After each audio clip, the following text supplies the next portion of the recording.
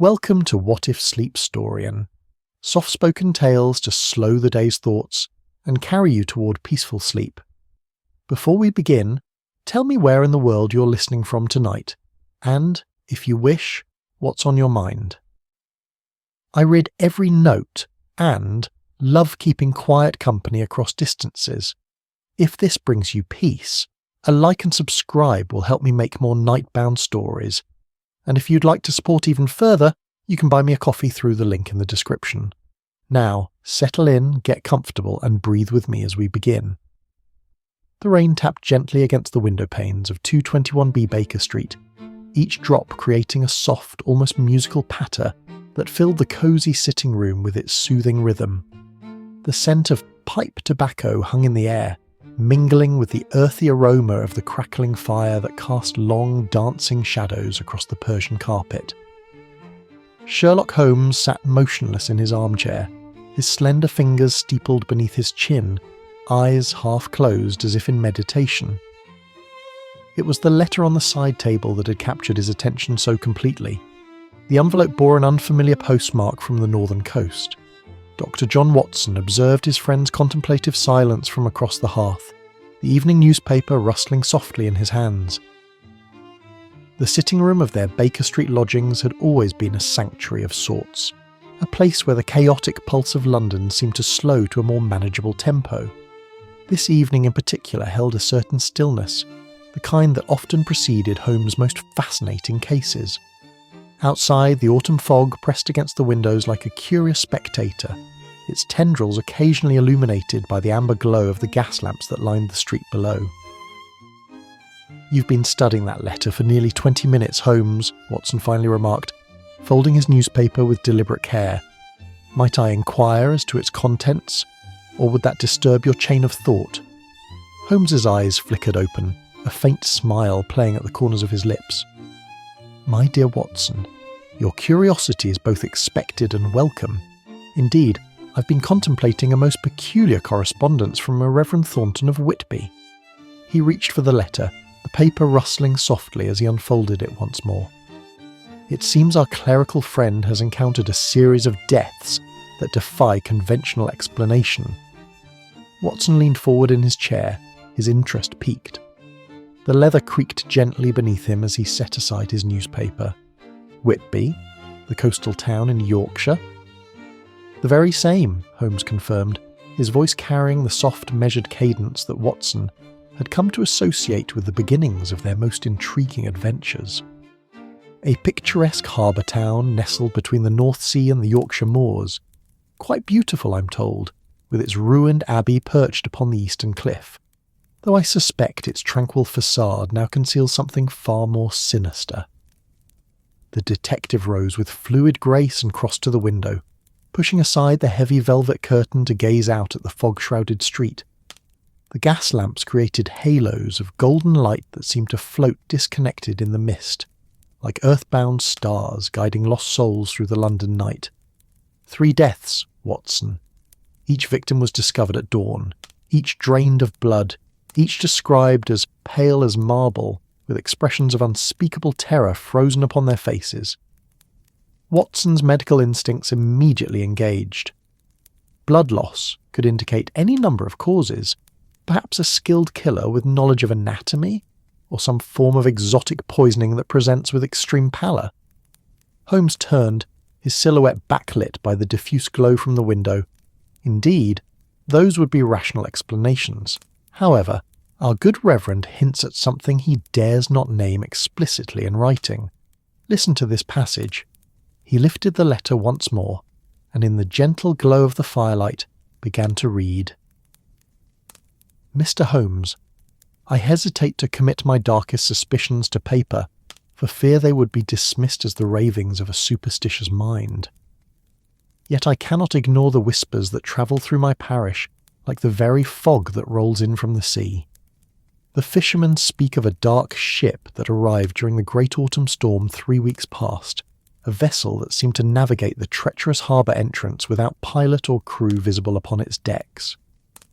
Since that night, death has walked our narrow streets with terrible purpose, leaving behind victims whose condition defies medical science. I implore you, sir, to bring your formidable intellect to bear upon our plight, for I fear that conventional wisdom will prove woefully inadequate against whatever stalks the shadows of Whitby." The fire popped and hissed as a log settled, sending a shower of amber sparks dancing up the chimney. Holmes carefully refolded the letter and placed it in his pocket with deliberate movements. The Reverend continues with details of each victim. A ship captain found sprawled upon the harbour steps, a dock worker discovered in an alley near the fish market, and most recently a young woman who had been visiting relatives near the old Abbey. Watson stroked his moustache thoughtfully, his brow furrowed. It sounds as though the Reverend believes in something supernatural. The last word emerged almost reluctantly, as if Watson were embarrassed to give voice to such an irrational notion. Holmes's soft chuckle filled the room like the gentle rolling of distant thunder. "My dear Watson, you know my methods. I deal in facts, evidence, and deduction. The supernatural exists primarily in the minds of those who lack the capacity or willingness to seek rational explanations." He moved to his desk and began rummaging through a stack of newspapers with careful precision. "However, I find myself intrigued by these mysterious deaths, if only to provide the good Reverend with the comfort of a logical solution." From the pile, Holmes extracted several clippings and brought them back to his armchair. The papers rustled softly as he arranged them in chronological order upon his knee. "I've been following the reports from Whitby with some interest. The local gazette has been quite forthcoming about the details, though they too seem reluctant to speculate too wildly about the cause." Watson rose and moved to stand behind Holmes's chair, peering over his shoulder at the newspaper accounts. The flickering firelight made the printed words seem to dance upon the page, as if they themselves were reluctant to reveal their secrets. "Harbour master found dead," Watson read aloud from one headline. "Body discovered at dawn. Authorities baffled." "Yes, and note this detail," Holmes said, his long finger indicating a paragraph near the bottom of the article. "The reporter mentions that Captain Rogers appeared unnaturally pale, with no signs of violence save for 2 small puncture wounds upon his neck, initially mistaken for rat bites." Watson's medical training immediately offered possibilities. Puncture wounds could indicate injection of a toxin, perhaps, or the bite of a vampire, Holmes finished, a hint of amusement colouring his voice. "Come now, Watson, surely you don't subscribe to such folklore."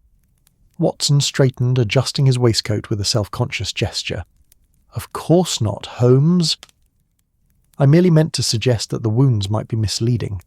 A deliberate misdirection, perhaps, to evoke superstitious fear." "Now that is a fascinating theory," Holmes said, with genuine appreciation in his tone. "A killer who uses the trappings of supernatural legend to conceal the true nature of his crimes. Yes, that would be quite clever indeed." He steepled his fingers once more, his gaze turning inward, as his formidable intellect began examining this new angle from all sides. The clock on the mantel ticked away the seconds, its gentle rhythm punctuated by the occasional pop from the hearth. Outside, a hansom cab clattered past on the wet cobblestones, the horse's hooves creating a soothing, steady cadence that faded into the distance like a half-remembered dream. "I believe we should accept the Reverend's invitation," Holmes finally said, rising to his feet with newfound energy. "Pack your bags, Watson. The Northern train leaves Euston Station at 8 o'clock tomorrow morning." Watson blinked in surprise. "You're taking this case, then, despite its seemingly fantastical elements?" Holmes moved to his desk and began penning a telegram, the nib of his pen scratching softly against the paper. "I'm taking this case precisely because of those elements, Watson. Consider the implications. If these deaths are indeed the work of a human hand, then we are dealing with a killer of exceptional cunning and theatrical flair. One who deliberately evokes supernatural terror to obscure their methodology." He paused, looking up with eyes that gleamed in the firelight. "And if, by some extraordinary circumstance, we should discover evidence that defies conventional explanation, well, wouldn't that be the most fascinating outcome of all?"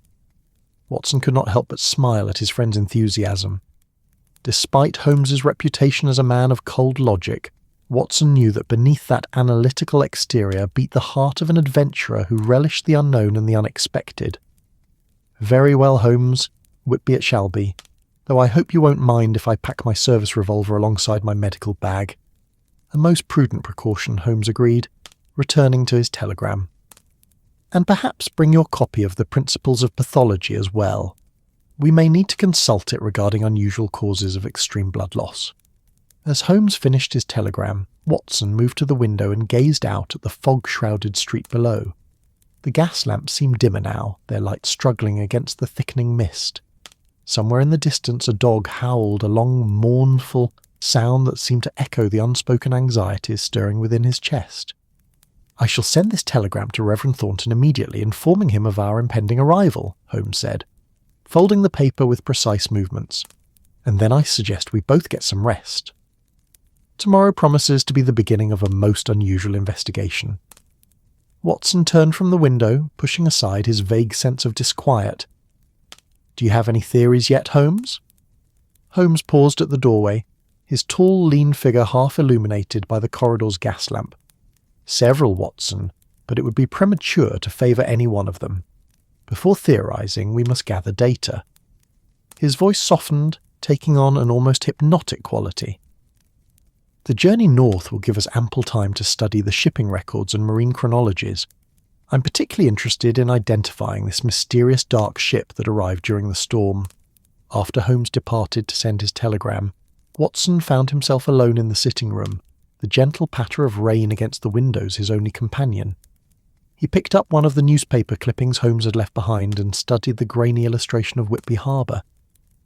The artist had captured the brooding quality of the ruined abbey perched atop the eastern cliff, its broken arches like skeletal fingers reaching toward the sky. "Pale as marble," he murmured to himself, recalling the description of the victims. His medical mind continued to catalogue possible explanations: severe anemia, certain poisons, perhaps some exotic disease brought back from foreign shores by the seafaring community. Yet something about this case stirred an uncharacteristic disquiet in his rational mind, a vague discomfort that settled around him like the fog pressing against the windows of 221B Baker Street.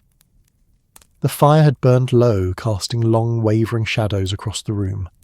Watson added another log, watching as the flames gradually embraced it, sending a gentle cascade of sparks up the chimney. The warmth and light seemed to push back against the encroaching shadows, restoring a sense of normalcy to the room. By the time Holmes returned, Watson had composed himself.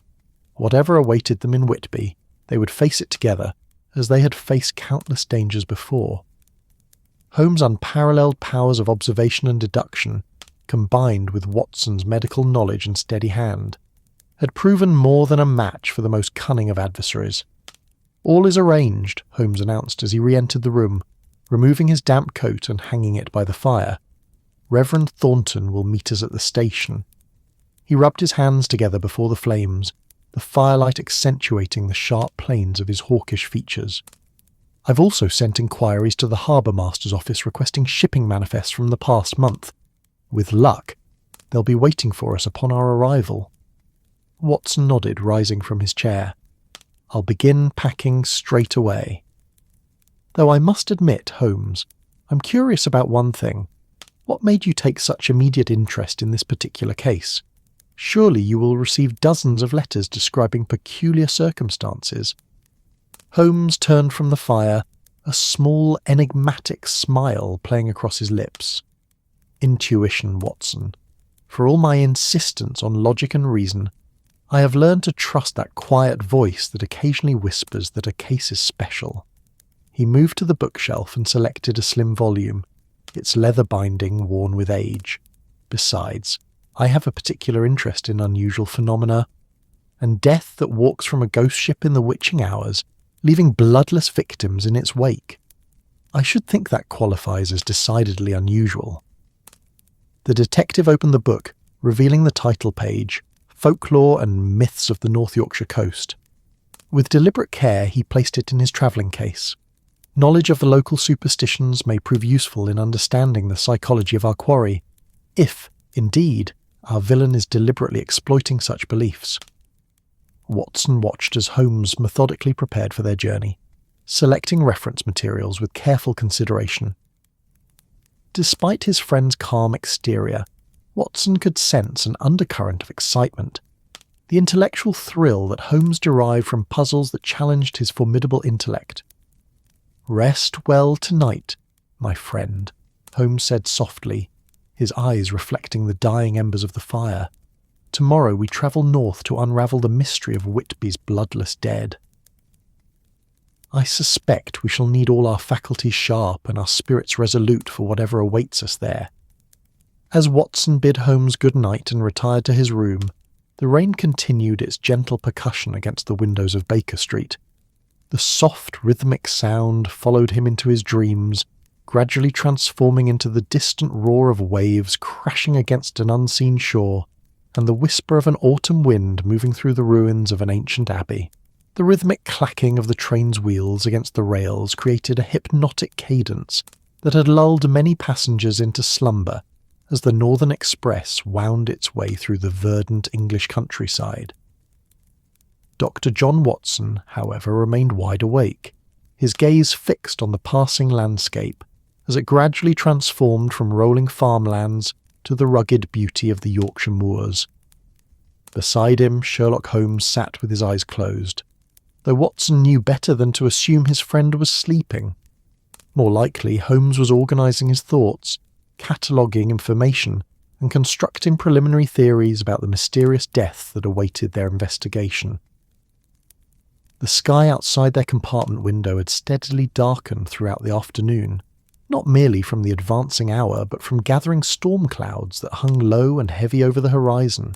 The weather seemed a fitting companion to their journey northward, toward a coastal town where death had left its peculiar calling card 3 times in recent weeks. "We're approaching Whitby," Holmes said suddenly, his eyes opening as if he had sensed their proximity to their destination through some preternatural awareness. "The quality of light has changed. Note how the clouds hang differently here near the coast." Watson peered through the window, observing the distinctive character of the gathering storm. Indeed, there was something different about these clouds. They seemed to roll and churn with greater intensity, and the light that filtered through them cast an otherworldly pallor across the landscape. In the distance, where the moors gave way to the coastline, a band of fog was visible, creeping inland from the North Sea like ghostly fingers reaching for the shore. "Rather foreboding weather for our arrival," Watson remarked, adjusting his collar as a draught whistled through the train compartment. Holmes smiled thinly, his eyes brightening with that familiar spark of intellectual engagement. "On the contrary, Watson, I find it most appropriate. The atmosphere suits the nature of our inquiry perfectly." He reached for the leather portfolio beside him and extracted the ship manifests he had been studying throughout their journey. "I've been examining the records of vessels that entered Whitby harbour during the autumn storm 3 weeks ago. Most interesting." Watson leaned closer, the papers rustling softly as Holmes spread them upon his knee. "Have you found something significant?" "Perhaps," Holmes replied, his long finger tracing a line of text. "There is mention here of a ship called the Demeter, a Russian vessel out of Varna. According to the harbour master's log, it ran aground during the height of the storm, with no surviving crew found aboard save the captain's corpse lashed to the wheel." "Good heavens," Watson murmured, the image sending an involuntary shiver down his spine. "Indeed. And yet, curiously, there is no subsequent record of what became of the ship's cargo." Holmes tapped the manifest thoughtfully. The Demeter was carrying 50 boxes of cargo listed simply as native soil. Most peculiar.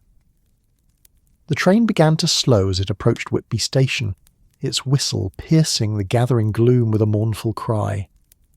Outside their window, the first heavy droplets of rain began to strike the glass, leaving glistening trails that distorted the view of the platform beyond.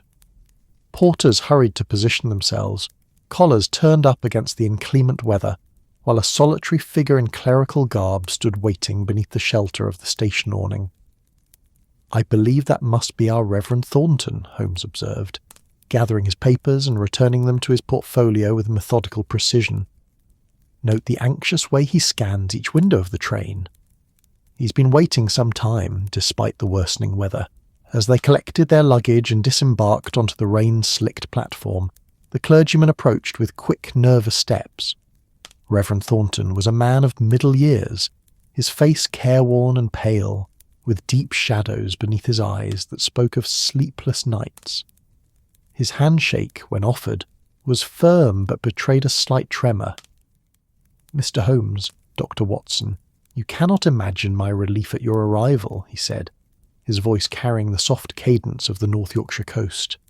"I feared my letter might have seemed too fanciful to warrant your attention." Holmes clasped the man's hand warmly. "Not at all, Reverend. Your account was precise where it needed to be, and appropriately circumspect where uncertainty exists, the hallmarks of a reliable witness." Relief washed visibly across the clergyman's features. "Thank you, sir. I've arranged rooms for you at the Harbourside Inn. It's a respectable establishment close to the waterfront and conveniently near to where the incidents have occurred." As they made their way from the station, the Reverend led them to a waiting carriage, its lamps already lit against the premature darkness brought by the storm. The driver, a grizzled man with the weathered complexion of a lifelong mariner, touched his cap in greeting but said nothing as they boarded. The horses' hooves clattered against the cobblestones as the carriage began its journey through Whitby's narrow streets. Through the rain-streaked windows, Watson caught glimpses of the town, stone buildings huddled close together, their slate roofs glistening in the wet, gas lamps casting pools of amber light that reflected in puddles like fallen stars. Occasional figures hurrying along the pavement, faces hidden beneath umbrellas or pulled-down hats. Above it all, barely visible through the mist and rain, loomed the silhouette of the ruined Abbey upon the eastern cliff, its broken arches and remaining tower standing sentinel over the harbour below. "A most atmospheric setting," Holmes murmured, his keen eyes absorbing every detail as they passed. "One can understand how superstitions might flourish in such a place, particularly during the darker months." Reverend Thornton shifted uncomfortably on his seat. "Yes, well, the fishing community here has always been prone to colourful beliefs. The sea shapes a man's thinking, they say. But these recent events have stirred up old fears that I had hoped were long buried in the past." The carriage turned onto a street that ran parallel to the harbour, and through breaks in the buildings, Watson caught glimpses of masts swaying in the churning waters and the ghostly outlines of fishing boats secured against the coming storm. The air that seeped through the carriage windows carried the tang of salt and seaweed, underscored by the more industrial sense of tar and fish oil. "Tell me, Reverend," Holmes said, "in your letter you mentioned a dark ship that arrived during the great storm 3 weeks past. Would that be the Demeter I found reference to in the shipping records?" The clergyman's eyes widened slightly. "Yes, that's the vessel." "A terrible business. The harbour-master said in all his years he'd never seen such a thing. A ship navigating the harbour entrance during a gale of that magnitude, with no visible crew to guide her. It was as if the vessel steered itself. Or perhaps was guided by someone not visible from shore," Holmes suggested gently. "In such weather, visibility would have been severely compromised." "Perhaps," Thornton conceded, though his tone suggested he remained unconvinced. "But there's more that troubles me." The ship's log was recovered, and I was present when the harbour-master read it. The captain's entries grew increasingly disturbed as their journey progressed. He wrote of crew members vanishing one by one, of a presence aboard the ship that could not be found despite repeated searches. Watson felt that same involuntary shiver return. Could it have been some form of mass hysteria? Perhaps food poisoning leading to hallucinations? The Reverend shook his head slowly. The final entry, written in a hand barely recognisable as the same that penned the earlier pages, simply read, "It is here with me. God forgive my soul," and then nothing more. A momentary silence fell within the carriage, punctuated only by the steady rhythm of the horses' hooves and the pattering of rain against the roof. Holmes's expression remained impassive, though Watson noted the slight narrowing of his friend's eyes, a telltale sign that his formidable intellect was fully engaged. "And the bodies that have been discovered since," Holmes prompted. "You mentioned 3 victims in your letter. All found near the harbour, all at dawn, all drained of blood." "Yes," Thornton confirmed, his voice dropping to little more than a whisper, as though afraid of being overheard despite the privacy of their carriage. Captain James Rogers was the first, found on the harbour steps not 3 days after the Demeter ran aground. Then Michael Ashton, one of the dock workers, was discovered in an alleyway behind the fish market, and just 4 days ago, young Miss Eleanor Barrymore, who was visiting relatives in a house near the Abbey. "Were there any connections between the victims?" Holmes inquired. "Beyond their proximity to the harbour, that is." The Reverend considered this. "None that I've been able to discern. Captain Rogers was a lifelong seaman, well respected if somewhat gruff. Ashton was known as a hard worker, though he had a fondness for drink, and Miss Barrymore was a visitor from London, here only a fortnight before her death." The carriage began to slow as it approached a 3-story stone building with a freshly painted sign bearing the name The Harbourside Inn. Warm light spilled from its windows, creating an inviting contrast to the cold, wet darkness outside. As they drew to a halt, the driver descended from his perch to open the carriage door, rainwater streaming from the brim of his cap. "We've arrived, gentlemen," Reverend Thornton announced, somewhat unnecessarily. "I've taken the liberty of arranging for us to meet in the inn's private dining room after you've had a chance to settle in. The local physician, Dr. Mason, will join us. He examined all 3 victims and may provide insights that would interest you, Dr. Watson." The inn's interior offered a welcome respite from the inclement weather outside. A fire crackled cheerfully in the hearth of the main room, where several locals sat nursing ales and exchanging quiet conversation. Their talk dimmed noticeably as Holmes and Watson entered, curious glances cast in their direction, before Reverend Thornton ushered them toward the innkeeper. Mr. Halloway, the proprietor, was a robust man with the ruddy complexion of someone who enjoyed his own cooking and the occasional glass of port. He welcomed them with the practised hospitality of his profession, though Watson noted a certain wariness behind his cordial manner. "We're honoured to have you gentlemen staying with us," Halloway said as he led them up a creaking staircase to their rooms, "though I confess I wish the circumstances were more pleasant. These terrible events have cast quite a pall over our little community." Their rooms were adjacent, modestly furnished but clean and comfortable, with windows overlooking the harbour. Despite the poor visibility through the rain and fog, Watson could make out the restless waters of the bay and the indistinct shapes of fishing vessels secured at their moorings. Somewhere in the distance a foghorn sounded its mournful warning. After settling in, Watson rejoined Holmes in the corridor. His friend had already changed from his travelling clothes into a fresh shirt and waistcoat, his appearance as impeccable as if he were preparing for an evening at his club in London, rather than an investigation in a remote coastal town. "What do you make of it so far, Holmes?" Watson inquired as they descended the stairs together. Holmes paused on the landing, his gaze distant, focused on something only he could see. "I make nothing of it yet, Watson. It would be a capital mistake to theorise without sufficient data." Then, with a slight smile, he added, "Though I will say that Whitby presents a most intriguing stage for whatever drama is unfolding here."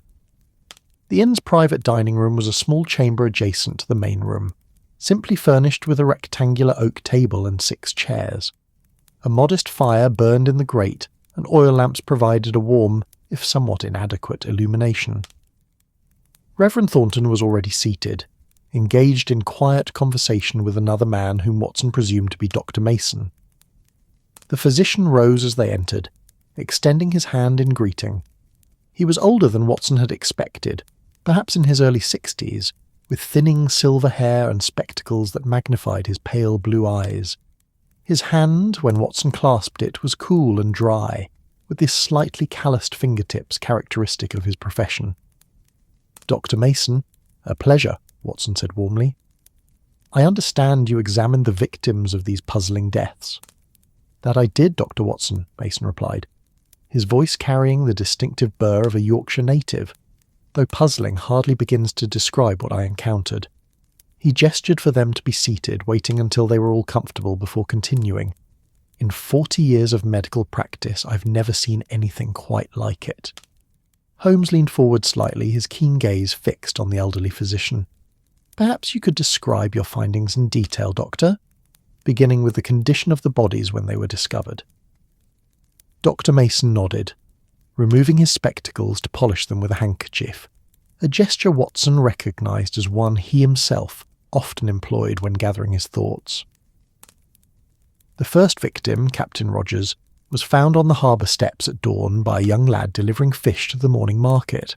The boy thought at first that the captain was merely drunk and sleeping it off, but when he attempted to rouse him, he trailed off, replacing his spectacles before continuing. The captain was dead, of course. Rigor mortis had not yet fully set in, suggesting he'd been deceased for perhaps 4 to 6 hours. The body was, well, the only word I can use is exsanguinated, pale beyond anything natural, with a peculiar waxy quality to the skin. There were 2 puncture wounds on his neck, approximately an inch apart. "Puncture wounds?" Holmes inquired, his voice betraying no emotion beyond professional interest. "What was their appearance? Clean, ragged, deep, shallow?" "Clean and precise," Dr. Mason replied. "Each perhaps a 1/4 inch in diameter, and based on my probing, quite deep, certainly deep enough to penetrate the carotid artery. Yet there was almost no blood at the scene, a few drops at most." Watson frowned, his medical mind immediately cataloguing the inconsistency. If the carotid was punctured, there should have been considerable blood loss at the site. "Precisely," Dr. Mason agreed, a hint of appreciation in his tone for a fellow medical man who grasped the significance. "It was as if the blood had been, well, removed somehow, rather than simply spilled." The same held true for the subsequent victims as well. Ashton, the dock worker, had identical wounds on his throat. Miss Barrymore's were located slightly differently, on the side of her neck rather than the front, but otherwise presented the same characteristics. Holmes steepled his fingers beneath his chin, his expression contemplative. Were there any defensive wounds, signs of struggle, or other injuries on any of the victims? Dr. Mason shook his head slowly. None whatsoever. No bruising to suggest they were held or restrained. No skin under the fingernails. No torn clothing. It was as if they submitted willingly. He paused, clearly uncomfortable with his own choice of words. "Forgive me, that sounds rather fanciful." "Not at all," Holmes assured him. "You're describing what you observed, not speculating on supernatural causes." He turned to Reverend Thornton. "I would like to visit the locations where each body was discovered, beginning tomorrow at first light. For now, however, I'm curious about the rumours you mentioned in your letter, the whispers travelling through your parish. What exactly are the townspeople saying about these deaths?" The Reverend shifted uncomfortably in his chair, his fingers tracing the wood grain of the table before him. "That's partly why I hesitated to contact you, Mr. Holmes. The theories circulating among the fishing community are, well, they belong more to the Middle Ages than our modern era." "You need not fear that I will be influenced by superstition, Reverend," Holmes said gently, "but understanding the local perspective may provide insight into the psychological aspects of these crimes, assuming they are indeed the work of human hands." Thornton nodded, though reluctance was still evident in his manner. "The fishermen believe that a vampire has come to Whitby aboard the Demeter. They say it sleeps in unhallowed ground by day and hunts by night, feeding on the blood of the living." He spoke the words quickly, as if embarrassed to give them voice in such educated company. To the clergyman's evident surprise, Holmes showed no sign of dismissal or derision. Instead, he nodded thoughtfully. "An interesting theory, and one that certainly fits the pattern of wounds and blood loss described by Dr. Mason. Tell me, has anyone reported seeing a stranger in town since the Demeter's arrival? Someone who appears only at night, perhaps, or who exhibits unusual behaviour?" Dr. Mason cleared his throat. There is a foreign gentleman who took residence at the Crescent about 2 weeks ago. A Mr. Zekli, I believe. Hungarian or Romanian by his accent. I've encountered him only once, when he inquired about purchasing certain medicinal herbs from my dispensary. What sort of herbs? Holmes asked, his interest visibly piqued. Unusual ones, the doctor replied. Wolfsbane, garlic flower, items with traditional associations to folk medicine rather than modern pharmacology. I assumed he was something of an amateur herbalist. He seemed quite knowledgeable. Holmes made a small notation in the notebook he had extracted from his pocket. I would like to meet this Mr. Zekli. His presence coinciding with these events may be significant, or it may be mere happenstance. Either way, he sounds like a man of education, and perhaps insight into the local atmosphere. As their discussion continued into the evening, a serving girl brought in a simple but hearty dinner of fish stew, fresh bread, and ale. The rain outside had intensified, drumming against the windows with growing insistence, while the wind had risen to a mournful howl that occasionally found its way down the chimney, causing the fire to gutter and dance. The storm is worsening, Reverend Thornton observed, glancing nervously toward the window. They're saying at the harbour that it might rival the one that brought the Demeter to our shores. Is that so? Holmes murmured, his attention seemingly focused on crumbling a piece of bread between his fingers. Tell me, has anyone examined the wreck of the Demeter since it ran aground? The Reverend exchanged glances with Dr. Mason before responding. The harbour master sent men to salvage what they could and retrieve any remaining bodies. They found nothing of value. The cargo holds were empty, though the manifest indicated those 50 boxes of soil I mentioned. As for bodies, only the captain was discovered, lashed to the wheel as I described, empty cargo holds, Holmes repeated softly. Yet the manifest listed 50 boxes. Most interesting. The conversation gradually turned to logistics for the following day's investigation, with Holmes outlining his plan to visit each crime scene at dawn, followed by an examination of the Demeter's wreckage, and if possible an introduction to the mysterious Mr. Zekli. As the evening drew to a close, Reverend Thornton made a curious request. Mr. Holmes, Dr. Watson, I hope you won't think me presumptuous, but I've taken the liberty of bringing these for you. From his coat pocket he produced 2 small silver crucifixes on chains. The local people would feel better knowing you carried them. For protection. Watson expected Holmes to refuse politely but firmly. To his surprise, his friend accepted the offering with a gracious nod. Thank you, Reverend. While I place my faith in observation and deduction rather than religious symbols, I appreciate the sentiment behind your gift. He slipped the crucifix into his waistcoat pocket with a small smile. As they made their way back to their rooms later that night, Watson couldn't help but comment on Holmes's acceptance of the Reverend's gift. I must say, I'm rather surprised you didn't decline the crucifix, Holmes. It seems rather contrary to your usual stance on such matters. Holmes paused at the door to his room, a thoughtful expression crossing his features.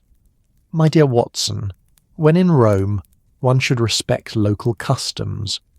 Besides, he added with a faint smile, I find it intriguing that a man of the cloth, ostensibly dedicated to reason and enlightened theology, would resort to such medieval talismans.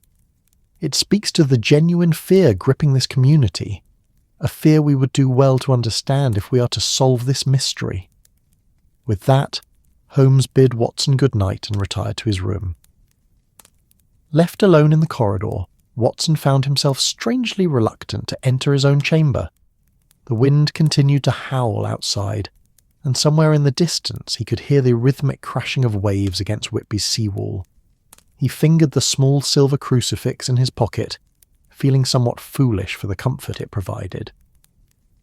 Finally entering his room, Watson moved to the window and gazed out at the harbour below.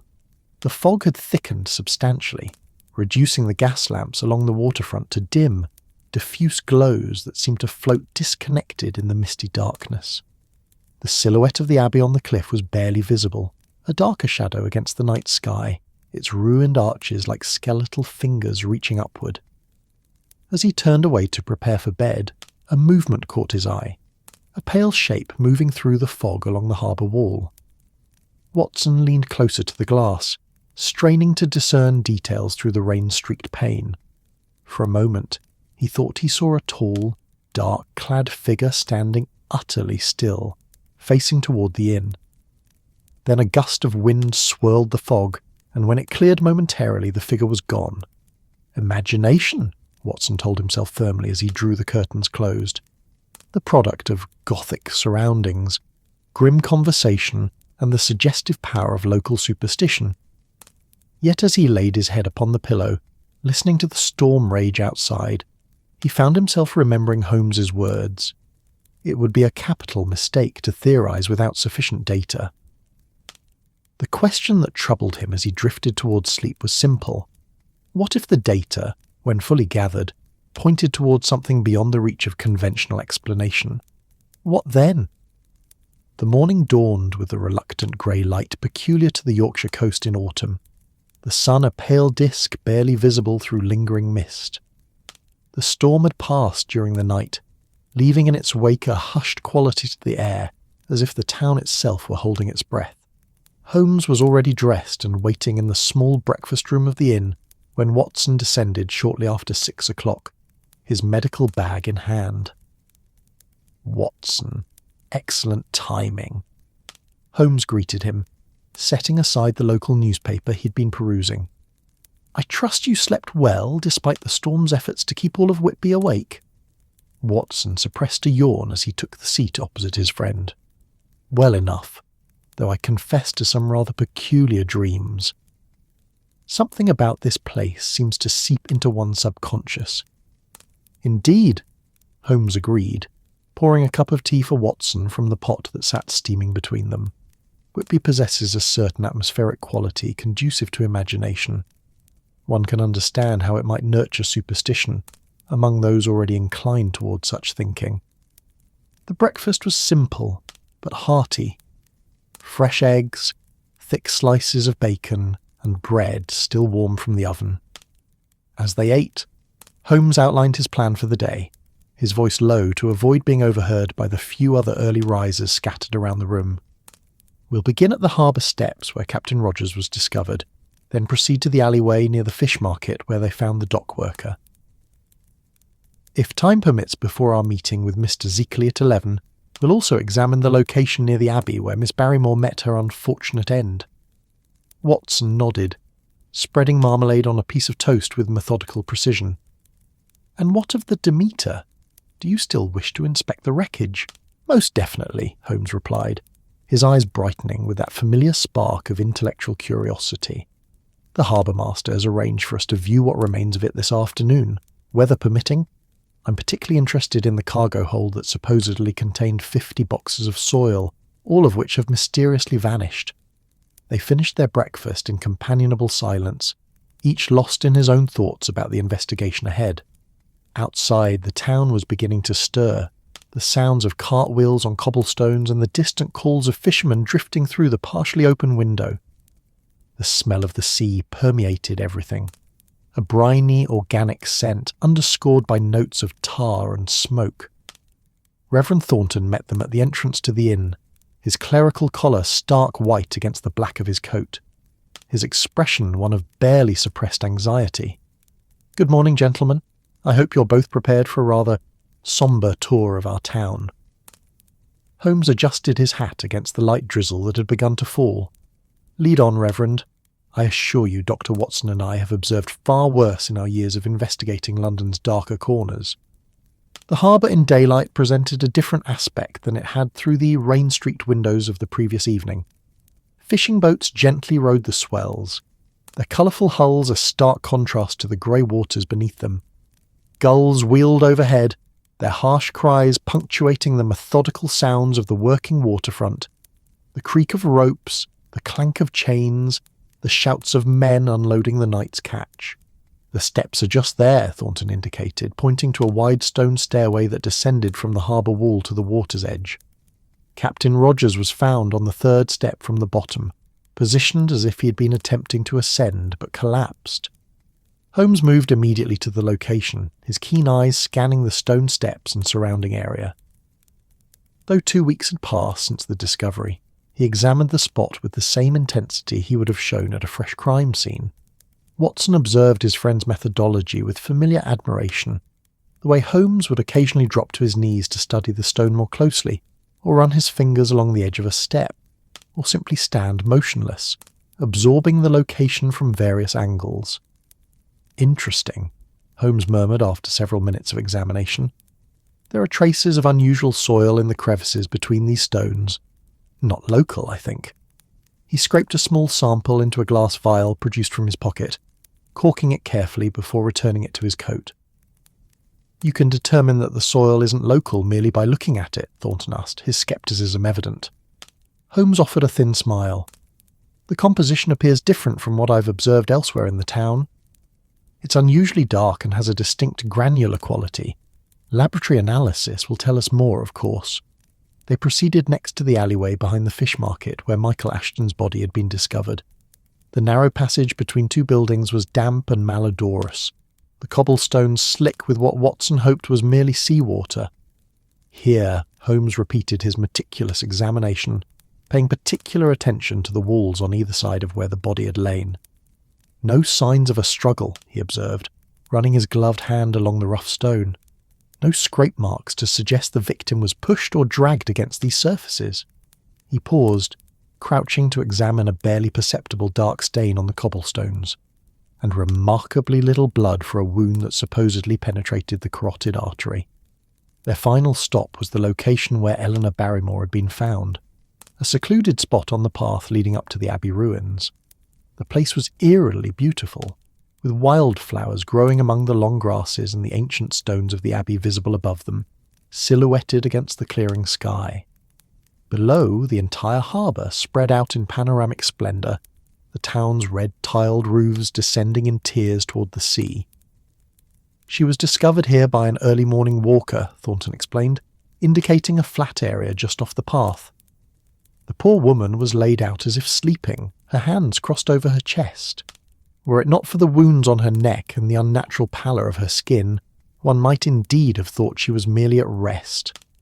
Holmes circled the area slowly, his gaze alternating between the ground at his feet and the surrounding terrain. "The earth is soft here," he noted, "yet there are no footprints other than those of the victim, and, presumably, the person who found her. Curious. Perhaps the rain washed them away," Watson suggested. Perhaps, Holmes conceded, though his tone suggested he found this explanation insufficient. Or perhaps our quarry is uncommonly careful about the traces they leave behind. He knelt suddenly, plucking something from among the grass with his tweezers. "Ah, what have we here?" Watson and Thornton moved closer to observe what Holmes had found. Held delicately in the tweezers was what appeared to be a small black beetle, unlike any Watson had seen in England before. "A Carpathian ground beetle," Holmes announced, transferring the insect to another of his glass vials. "Native to the eastern mountains of Europe, particularly the regions of Transylvania and Wallachia. Decidedly not indigenous to Yorkshire." Reverend Thornton's face paled visibly. "Transylvania? But that's the region from which the Demeter sailed." "Yes," Holmes finished for him, pocketing the vial with care. "An interesting coincidence, wouldn't you say?" They had just begun their descent back toward the town when Watson noticed a figure hurrying up the path toward them.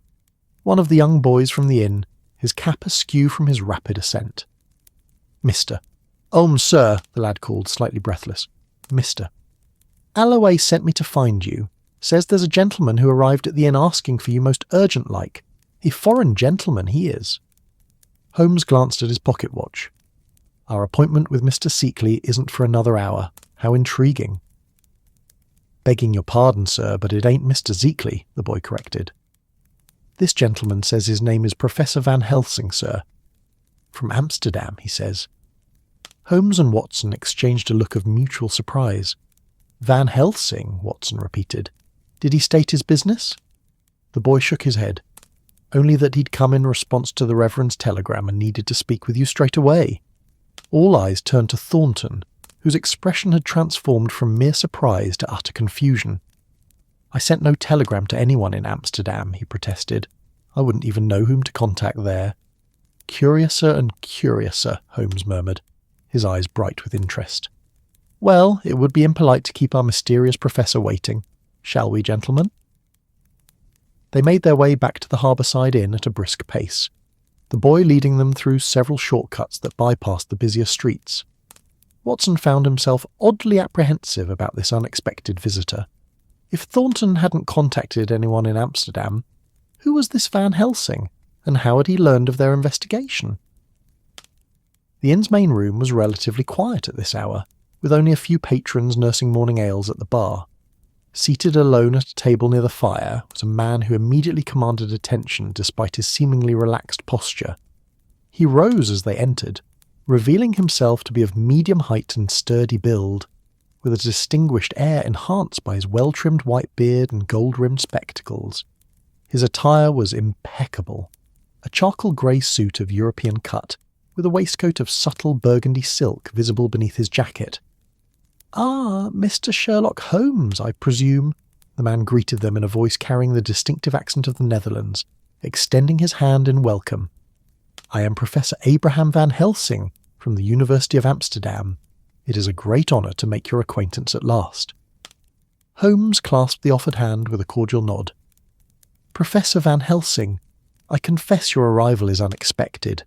This is my colleague, Dr. John Watson, and I believe you may already be acquainted with Reverend Thornton." A flicker of something, surprise perhaps, or momentary confusion, crossed Van Helsing's features before his expression settled back into one of genial professionalism. "By reputation only," he clarified smoothly.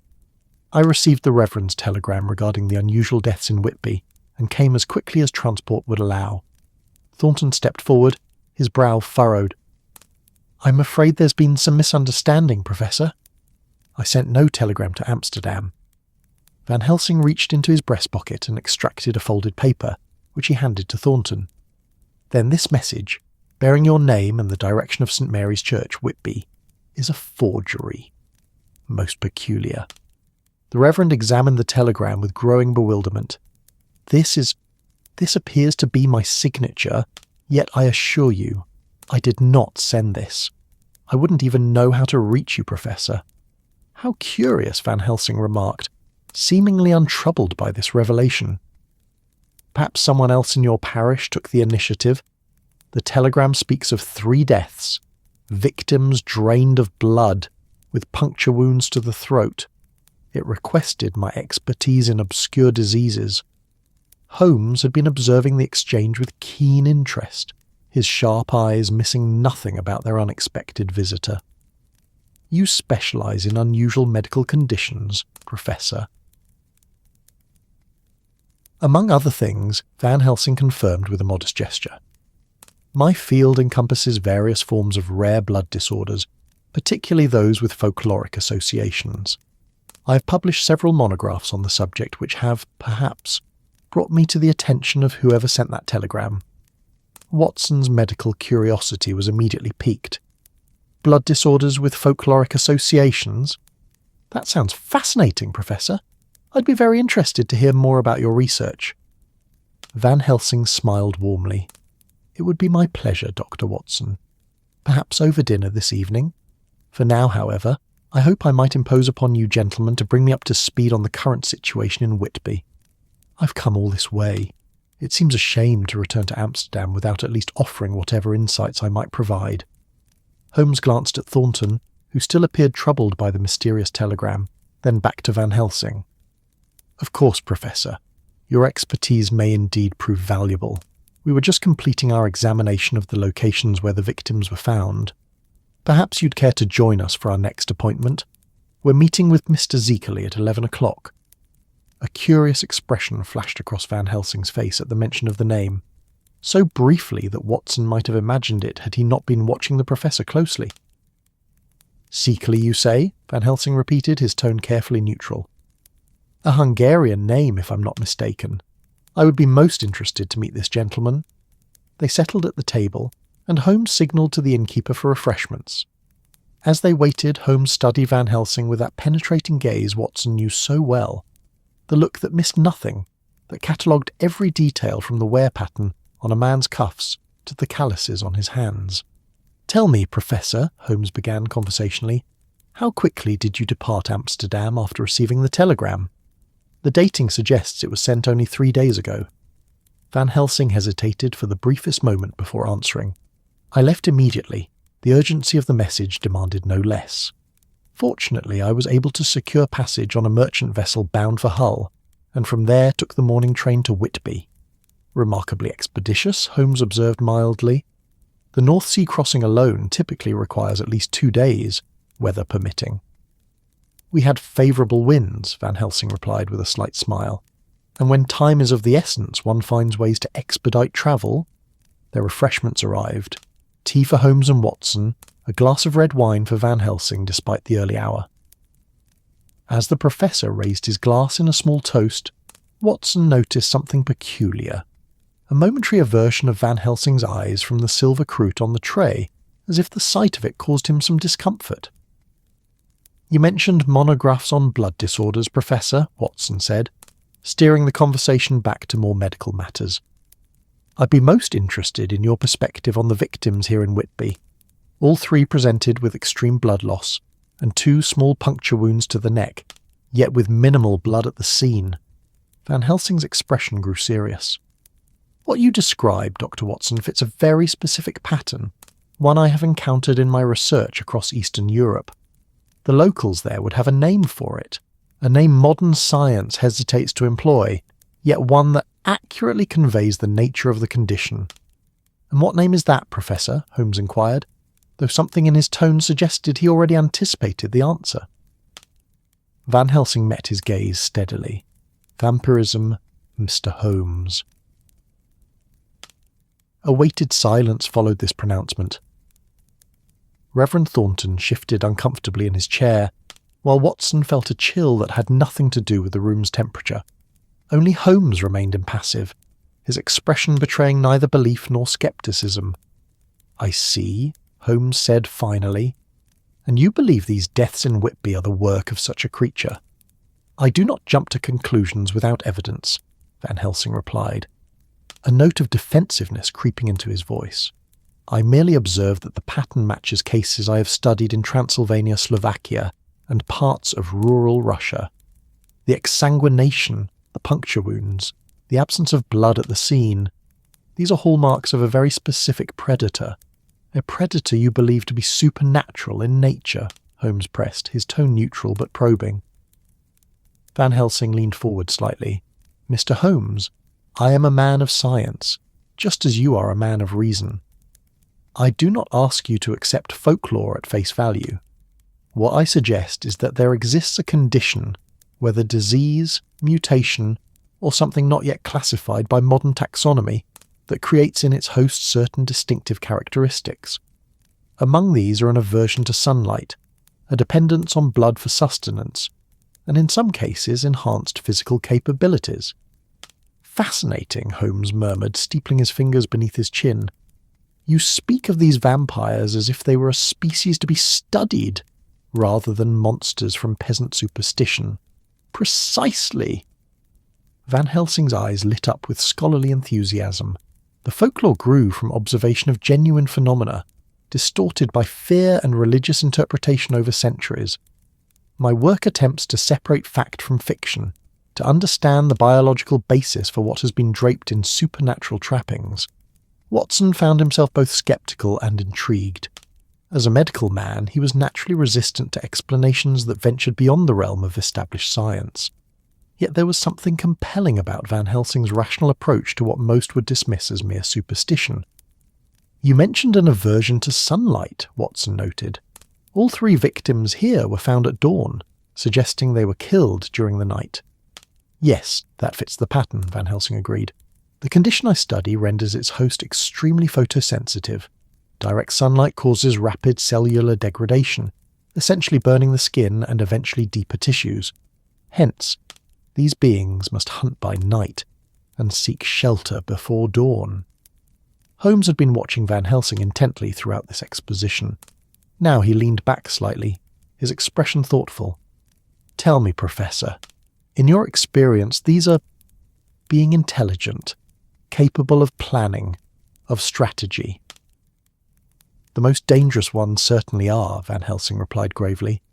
In fact, I have tracked one particular specimen across Europe for nearly a decade, a being of exceptional intellect who uses his condition to prey upon society's most vulnerable. He's cultured, educated, fluent in multiple languages, and utterly ruthless.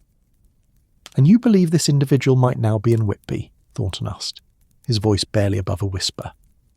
Van Helsing turned to the clergyman with a gaze that seemed to penetrate to his very soul. The pattern of deaths, the timing coinciding with the arrival of the Demeter, the ship's origin in Transylvania. Yes, Reverend, I fear that is exactly what we may be facing.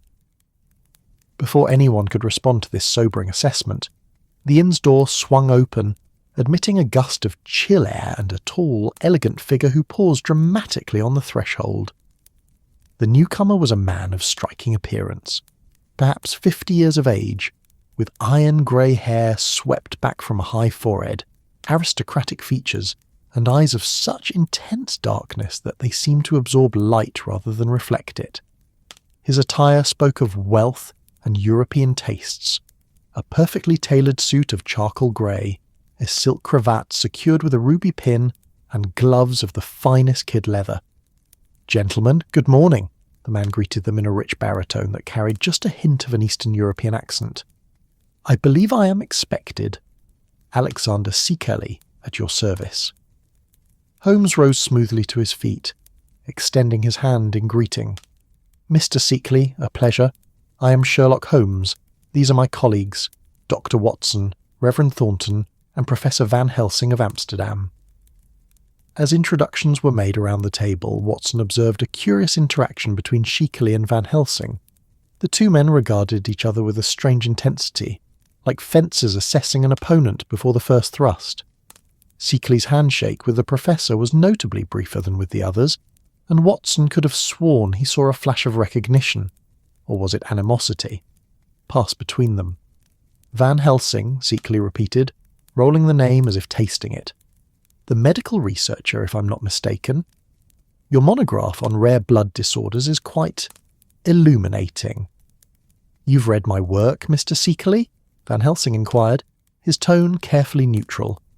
"I make it a point to stay informed on subjects relevant to my interests," Seekeley replied with a thin smile that didn't quite reach his eyes, "particularly when those subjects intersect with the folklore of my homeland." Holmes gestured for Seekeley to join them. "You're from Transylvania originally, Mr. Seekeley?" "From the Carpathian region, yes," Seekeley confirmed as he took the offered seat. "Though I have travelled extensively throughout Europe for many years. My family estate lies in the mountains near the Borgo Pass.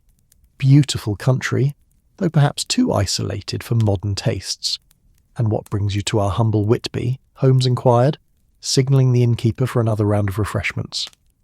"Business or pleasure?"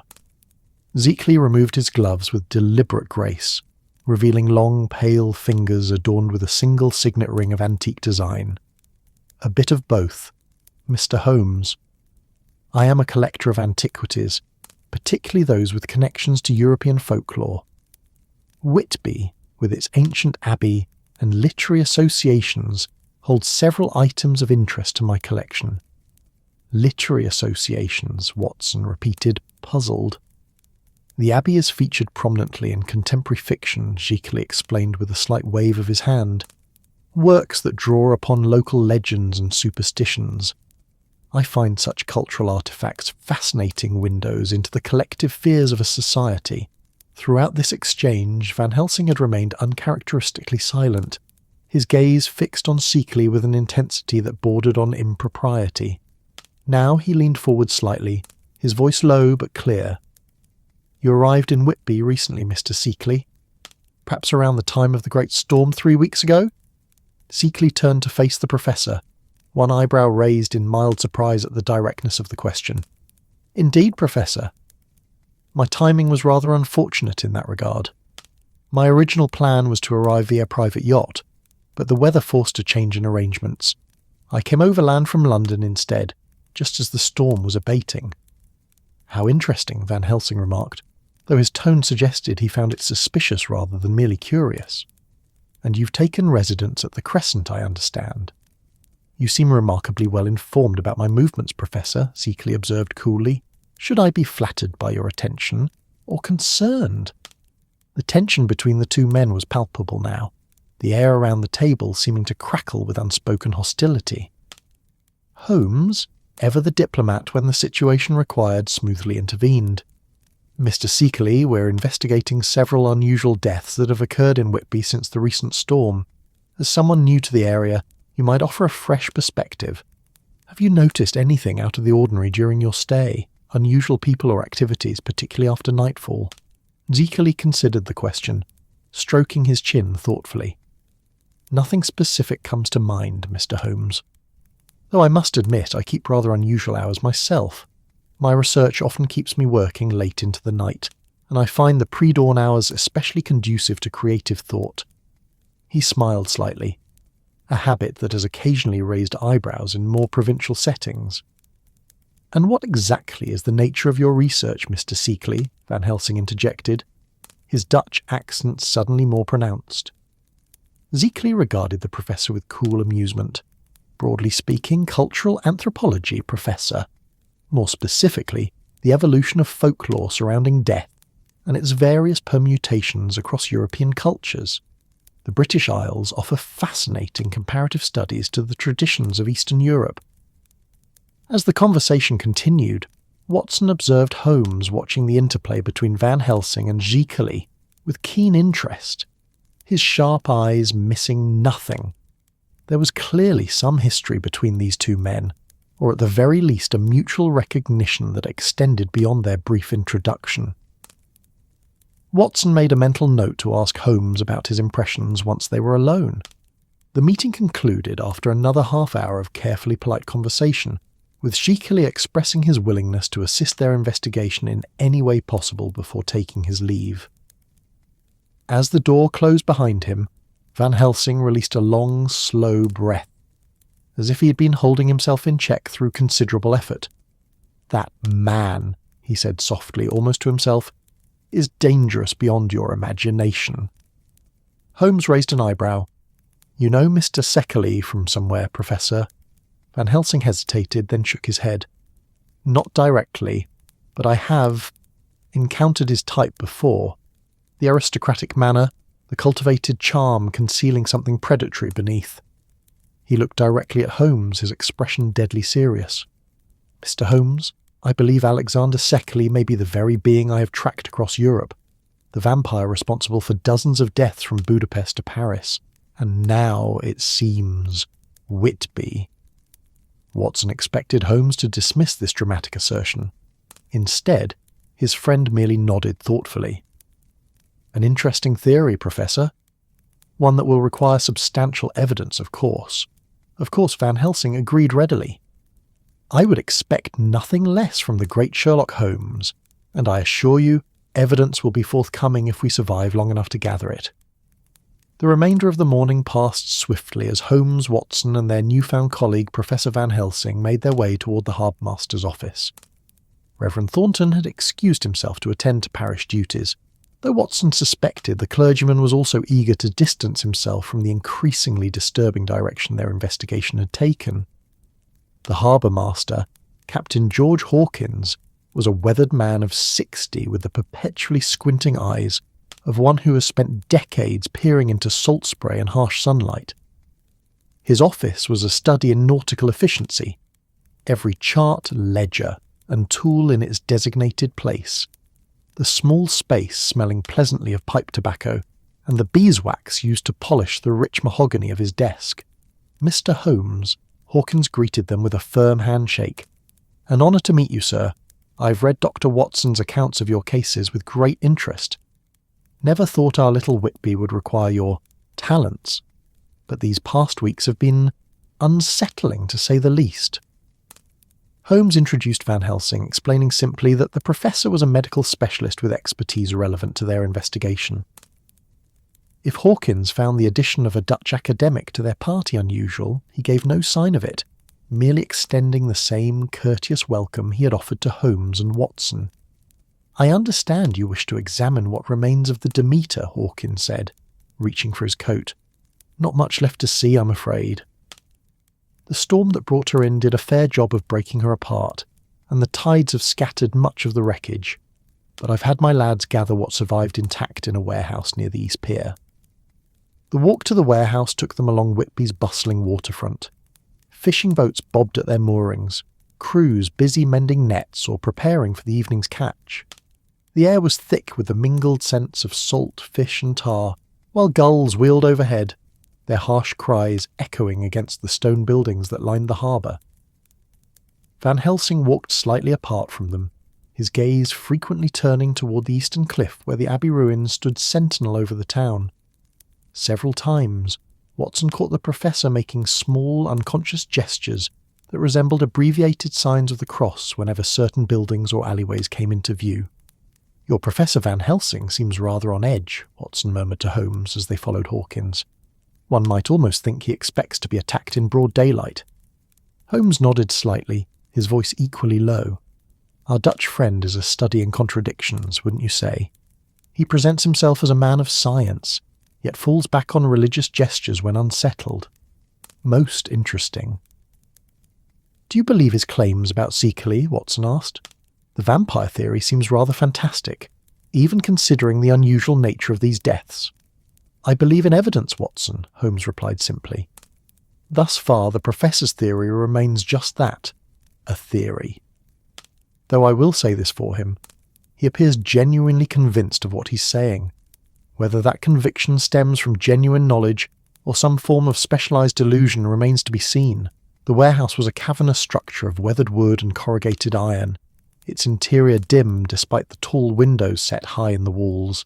The air inside was cool and damp, heavy with the scents of seawater, mildew, and creosote. At one end of the open space lay the gathered remains of what had once been the Russian ship Demeter: splintered timbers, torn sails, coils of rope, and various maritime implements, all bearing the marks of violent destruction. "Not much to work with, as you can see," Hawkins said apologetically, gesturing toward the wreckage. "The hull's in pieces, scattered 1/2 mile down the coast. This is mainly from the cabin and deck structures, the parts that floated rather than sank." Holmes moved immediately to the collection, his keen eyes scanning the debris with methodical attention. "The captain's cabin?" he inquired. Hawkins pointed to a relatively intact section of wood panelling with a shattered window frame still attached. "What's left of it? That's where we found the logbook, though the water had already damaged many of the pages." "The logbook," Holmes repeated. "I'd very much like to examine it if possible." "Of course," Hawkins agreed readily. "It's back at my office for safekeeping. I can show it to you afterward." As Holmes continued his examination of the wreckage, Van Helsing approached a large splintered section that appeared to have come from below decks. The Professor ran his gloved hands over the rough wood, his expression one of intense concentration. Suddenly he stepped back, a look of grim satisfaction crossing his features. "Mr. Holmes," he called softly. "I believe you might find this of interest." Holmes joined him, with Watson following close behind. Van Helsing pointed to a series of deep grooves in the wood, parallel scratches approximately 4 inches apart, cutting nearly 1/2 an inch into the solid oak. "Claw marks," Van Helsing said simply. Hawkins, who had overheard, gave a dismissive snort. "Damage from the rocks, more likely. Ship broke apart against the reef before washing into the harbour." "With respect, Captain," Van Helsing countered, "I have some experience with analysing patterns of damage. These grooves are too regular, too precise to be the result of random collision with rocks. They appear to have been made by something, or someone, attempting to break out of a confined space." Holmes knelt to examine the marks more closely, running his fingertips along the grooves with delicate precision. "The wood has splintered outward," he observed, suggesting force applied from within rather than without. "Interesting. And this," Van Helsing continued, moving to another section of wreckage that appeared to be part of a bulkhead. "Notice the patterns in the dust collected in these corners." Holmes examined the area indicated, then extracted his magnifying glass for a closer inspection. "Soil," he confirmed, "similar to what I found at the crime scenes." He scraped a small sample into another of his glass vials. "Captain Hawkins, you mentioned the ship's cargo manifest listed 50 boxes of soil. Did your men discover any such containers among the wreckage?" The harbour master shook his head. "Not one, Mr. Holmes." which struck me as passing strange at the time. Heavy wooden crates shouldn't have simply vanished, even in a wreck like this. We assume they must have broken up and the contents washed away with the tide. All 50 crates? Holmes inquired, his tone making it clear he found this explanation unlikely. Hawkins shifted uncomfortably. Well, it was a violent storm, sir. And the currents along this coast can be tricky. Van Helsing had moved to a different section of debris, the splintered remains of what might have been a hatch cover. "Mr. Holmes," he called again, his voice now carrying a note of urgency. "Look at these markings." Carved into the wood, weathered but still legible, were a series of symbols that Watson recognised as Cyrillic characters, though he could not read them. Below these was a cruder marking, a simple cross, deeply etched into the grain. "A sailor's attempt at protection," Van Helsing explained, noting Watson's puzzled expression. "When fear overtakes rational thought, men often turn to such symbols for comfort." "Can you translate the Russian text, Professor?" Holmes asked. Van Helsing nodded. "It says, 'God preserve us, for hell travels with us,' and below, more roughly carved, as if in haste, 'It is in the earth. It waits until dark.'" A momentary silence followed this translation, broken only by the distant cries of gulls and the creaking of the warehouse timbers as a gust of wind pressed against the exterior. Even the pragmatic Hawkins appeared briefly discomfited before clearing his throat roughly. "Superstitious lot, sailors," he remarked with forced heartiness. "Especially the foreign ones. Always seeing sea monsters and ghost ships when it's nothing more than bad weather and poor visibility." Holmes had continued his inspection while Van Helsing translated, moving methodically from one piece of wreckage to another. Now he straightened, brushing dust from his hands with a satisfied expression. "I believe we've gathered what information we can here, gentlemen. Captain Hawkins, shall we return to your office to examine that logbook?" The harbour master's office seemed even smaller and more cramped after the cavernous space of the warehouse. Hawkins retrieved Demeter's logbook from a locked cabinet, handling the water-damaged volume with surprising delicacy as he placed it on his desk. "I had to dry it out carefully," he explained. "Some pages are lost entirely, I'm afraid, and others are barely readable, but the last few entries are mostly intact. Wish they weren't, to be honest. Makes for unsettling reading." Holmes opened the book with great care, the binding creaking softly as he turned to the final pages. The handwriting visible on the yellowed paper began as a neat, disciplined script, but deteriorated markedly in the later entries, becoming increasingly erratic and finally almost frenzied in appearance. Holmes read in silence for several minutes, his expression betraying nothing of his thoughts, before looking up. "May I?" Van Helsing asked, extending his hand toward the logbook. Holmes passed it to him with a nod. "The captain's account seems to align with what Reverend Thornton described to us. The progressive disappearance of crew members, the growing sense of some malevolent presence aboard the ship, the increasing desperation in the final entries." Van Helsing's expression darkened as he read, his lips moving slightly as if in silent prayer. "This is a familiar pattern," he said finally, looking up from the weathered pages. "I have seen similar accounts from ships that carried certain cargo from the shores of Eastern Europe. 50 boxes of earth," Holmes mused. "An unusual cargo, wouldn't you say, Captain Hawkins?" the harbour master shrugged. "Not unheard of. Sometimes foreign soils are imported for botanical gardens or scientific study, though I'll grant you 50 crates seems excessive. And the destination of these crates?" Holmes inquired. "Was that specified in the manifest?" Hawkins consulted another ledger. According to this, they were bound for delivery to multiple addresses in London. The primary consignee was listed as one Seckerley, Carfax Abbey, Purfleet. Holmes and Van Helsing exchanged a significant glance at this revelation. Watson, catching the look, felt a chill of apprehension. The coincidence seemed too perfect. The mysterious foreign collector they had met that morning now linked directly to the ill-fated Demeter and its vanished cargo. Carfax Abbey, Van Helsing repeated softly. An ancient estate near London, isolated and falling into disrepair. The perfect sanctuary for one who seeks privacy and seclusion. "You're familiar with the property, Professor?" Holmes asked. Van Helsing hesitated before answering, by reputation only. It features in my research on historic properties with certain characteristics favourable to the conditions I study. Their examination of the logbook complete, the three men thanked Captain Hawkins for his assistance and took their leave. Outside, the afternoon sun had broken through the clouds, casting long shadows across Whitby's narrow streets as they made their way back toward the Harbourside Inn. Van Helsing walked with his collar turned up and hat brim pulled low, despite the improved weather, as if seeking to minimise his exposure to the sunlight. "What do you make of it, Holmes?" Watson asked as they walked.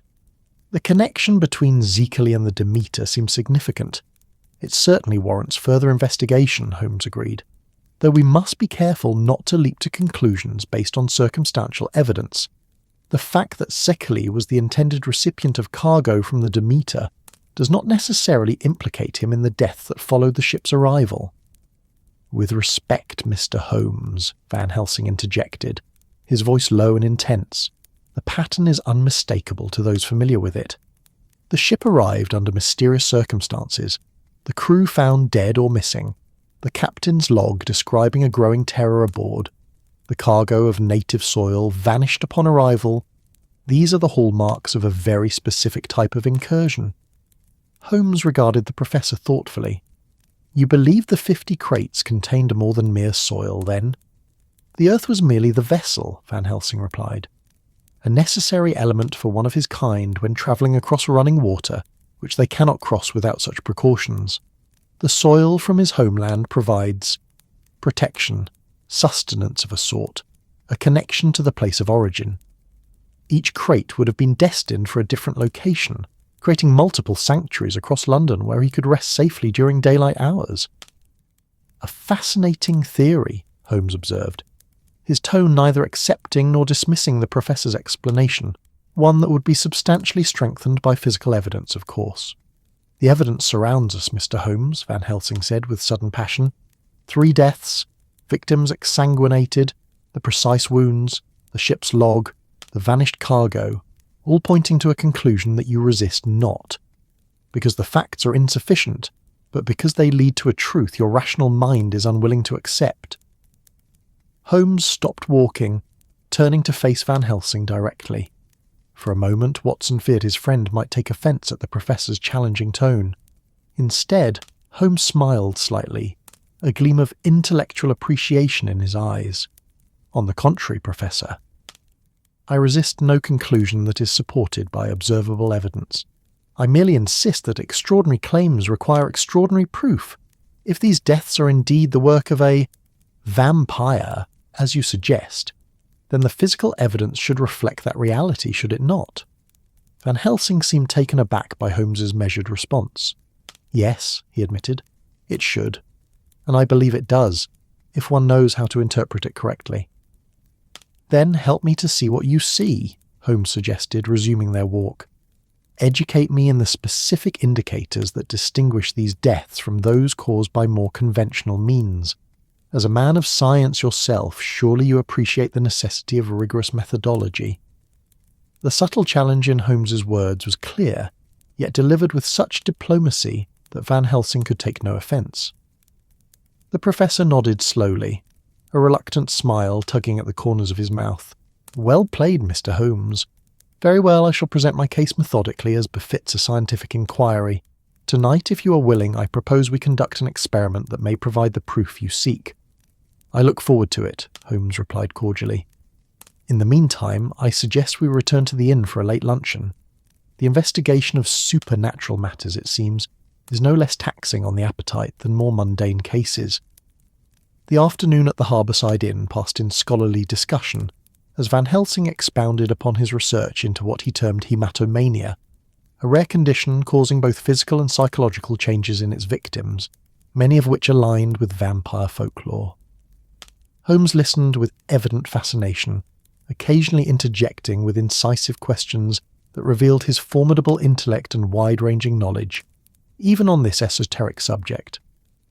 "The most distinctive feature of true hematomania," Van Helsing explained, "is the cellular transformation it induces. The afflicted develop an acute photosensitivity, extreme pallor, and alterations in dentition. specifically the elongation and sharpening of the canine teeth. A physiological adaptation to facilitate blood consumption, Watson observed. His medical interest piqued despite his skepticism. Precisely, Doctor. Van Helsing nodded approvingly. The condition also appears to alter the body's natural aging processes. In advanced cases, subjects may maintain their physical appearance for decades beyond normal human lifespans. And the aversion to religious symbols? Holmes inquired. How does your scientific framework account for that particular aspect of vampire lore? Van Helsing hesitated, seeming momentarily uncomfortable. That remains less clear from a purely biological perspective. I have observed the phenomenon consistently but cannot yet explain the mechanism. It appears to be a form of extreme psychological aversion, perhaps triggered by the cultural associations embedded in the afflicted individual's consciousness. Or perhaps, Holmes suggested with the faintest hint of amusement, it is evidence that your hematomania theory, while elegantly constructed, does not fully account for all aspects of the phenomenon you study. Before Van Helsing could respond to this gentle challenge, the inn's door opened to admit Reverend Thornton, looking harried and distressed. The clergyman made his way directly to their table, removing his hat to reveal hair dishevelled by the brisk wind outside. Mr. Holmes, thank God you're here, Thornton said breathlessly. There's been another death. The impact of this announcement was immediate. Holmes set down his pipe, his expression sharpening with alert interest. Watson straightened in his chair, professional instincts engaged. Van Helsing's face paled visibly, his fingers tightening around his glass. When? Holmes asked simply. The body was discovered less than an hour ago, Thornton replied. A young woman, Mary Homewood, was found in the churchyard of St. Mary's. The same conditions apply as with the previous victims. Holmes was already on his feet. We should proceed there immediately. Reverend, would you be so kind as to lead the way? St. Mary's churchyard, situated on the cliff not far from the Abbey ruins, offered a commanding view of Whitby harbour and the town below. By the time they arrived, climbing the famous 199 steps that led from the town to the church, a small crowd had gathered despite the increasingly chill wind that blew in from the sea. Constable Perkins, Whitby's sole representative of law enforcement, was attempting to keep the onlookers at a respectful distance from the scene. The body lay partially concealed behind a weathered tombstone, a white sheet having been placed over it by the first responders. Dr. Mason knelt beside the covered form, his medical bag open on the ground next to him. He looked up as Holmes approached, recognition and relief washing over his tired features. Mr. Holmes, the elderly physician greeted him. I was hoping you'd come. Holmes nodded a greeting, then immediately focused on the scene before him. May I? He asked, gesturing toward the sheet. Dr. Mason nodded, carefully drawing back the covering to reveal the victim. Mary Homewood had been a young woman of perhaps 20, with fair hair that contrasted starkly against the unnatural pallor of her skin. Her eyes were closed, her features composed in an expression of eerie serenity. Were it not for the 2 small puncture wounds visible on her throat, she might indeed have appeared to be merely sleeping. Holmes knelt beside the body, his keen eyes taking in every detail. He examined the ground around the corpse, the position of the limbs, the state of the clothing, all with methodical precision. After several minutes of silent observation, he looked up at Dr. Mason. The body was moved after death, he stated, rather than asked. This is not where the young woman was killed. Dr. Mason blinked in surprise. How could you possibly know that? The ground beneath the body is relatively dry, despite the rain we had this morning, Holmes explained. Had she lain here during those showers, both she and the earth beneath would show signs of moisture. Additionally, there are no signs of struggle in the immediate vicinity, no disturbed grass or soil, no indication of resistance. And finally, the way the blood has settled in the extremities suggests she was positioned differently at the time of death. Van Helsing, who had been examining the puncture wounds with professional interest, nodded in agreement. The killer brought her here deliberately, arranging her in this peaceful posture, a display of sorts, or a message, Holmes added quietly. He turned to Reverend Thornton. Was Miss Homewood known to you, Reverend? The clergyman nodded, his face ashen. She sang in the church choir. A lovely voice, gentle nature. She was to be married next month to a local fisherman, and her movements last evening, Holmes inquired. Was she seen by anyone after dark? She attended choir practice until 8 o'clock, Thornton replied. Several people saw her leaving the church afterwards. She lived, with her parents on Church Street, not 5 minutes' walk from here. When she didn't return home, they assumed she was visiting her fiancé's family, as she sometimes did. It wasn't until this morning that the alarm was raised. Holmes continued his examination of the scene, occasionally extracting his magnifying glass to study some detail more closely. After nearly 20 minutes of careful investigation, he straightened, brushing dirt from his knees. "Gentlemen," he announced, "I believe we have gathered what information this scene can provide. Dr. Mason, once you've completed your examination, I would appreciate your most detailed notes on the condition of the body, particularly any differences or similarities to the previous victims." As they made their way back down the 199 steps toward the town, Van Helsing walked close beside Holmes, speaking in a low, urgent tone. "You see now, Mr. Holmes. Another victim, the same distinctive wounds, the same extreme blood loss. How many more must die before you acknowledge what we are truly facing?" Holmes's expression remained thoughtful rather than dismissive. "I acknowledge that we are dealing with a killer of unusual methodology and specific patterns. Whether that killer is a human being suffering from the delusion that he is a vampire, or actually is the supernatural creature of folklore you describe, remains to be proven. The experiment I proposed earlier," Van Helsing pressed. "Will you participate tonight?" Holmes glanced at Watson before answering. "We will, Professor. Though I must insist that Dr. Watson and I maintain our objective perspective throughout. Whatever our personal beliefs regarding the supernatural, the investigation must proceed based on observable evidence rather than preconception." Van Helsing smiled thinly. "That is all I ask, Mr. Holmes. Observe with an open mind, and let the evidence speak for itself." As they reached the bottom of the steps, the eastern sky was already darkening with the approach of evening. Above them, the first stars had begun to appear in the deepening blue, while behind them, the ancient stones of St. Mary's Church and the neighbouring Abbey ruins stood silhouetted against the fading light. "What exactly does this experiment entail, Professor?" Watson inquired as they made their way back toward the inn. "We will maintain a vigil tonight," Van Helsing replied, his voice grave. "From sunset until sunrise, we will watch for the creature as it hunts. I am certain. Preparations that may help us to detect its presence, and perhaps even to confront it safely." "And where do you suggest we conduct this vigil?" Holmes asked. Van Helsing's expression was grim but determined. "The churchyard where Miss Homewood was found. The creature often returns to the sites of previous attacks, drawn by some perverse fascination with its own handiwork. If we are vigilant, we may catch it in the act of selecting its next victim." As they turned onto the street leading to the Harbourside Inn, Watson found himself involuntarily scanning the lengthening shadows that gathered in doorways and alleys. The rational part of his mind insisted that they were pursuing a human killer, deranged perhaps, methodical certainly, but human nonetheless. Yet another part, a more primitive instinct that resided in the older structures of his brain, whispered that there were indeed things in this world beyond the scope of conventional explanation. He touched the silver crucifix in his pocket, a gesture that caught Holmes's attention. His friend raised an eyebrow but said nothing, his own thoughts concealed behind that inscrutable expression Watson knew so well. Whatever the night might bring, Watson was certain of one thing. Their investigation had entered a new and potentially dangerous phase, one that would test not only their courage but also the very foundations of their rational world-view.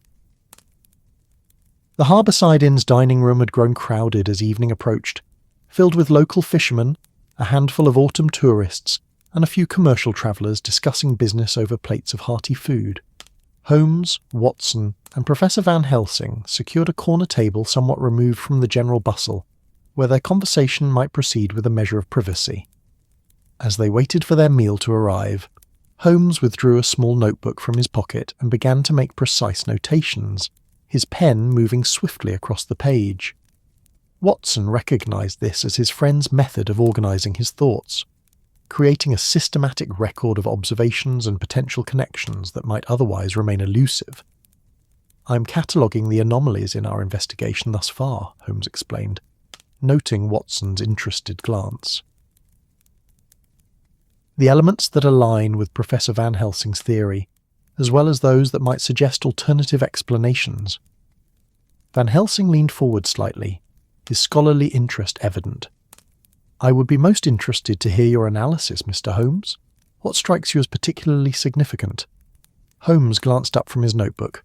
Several factors warrant attention.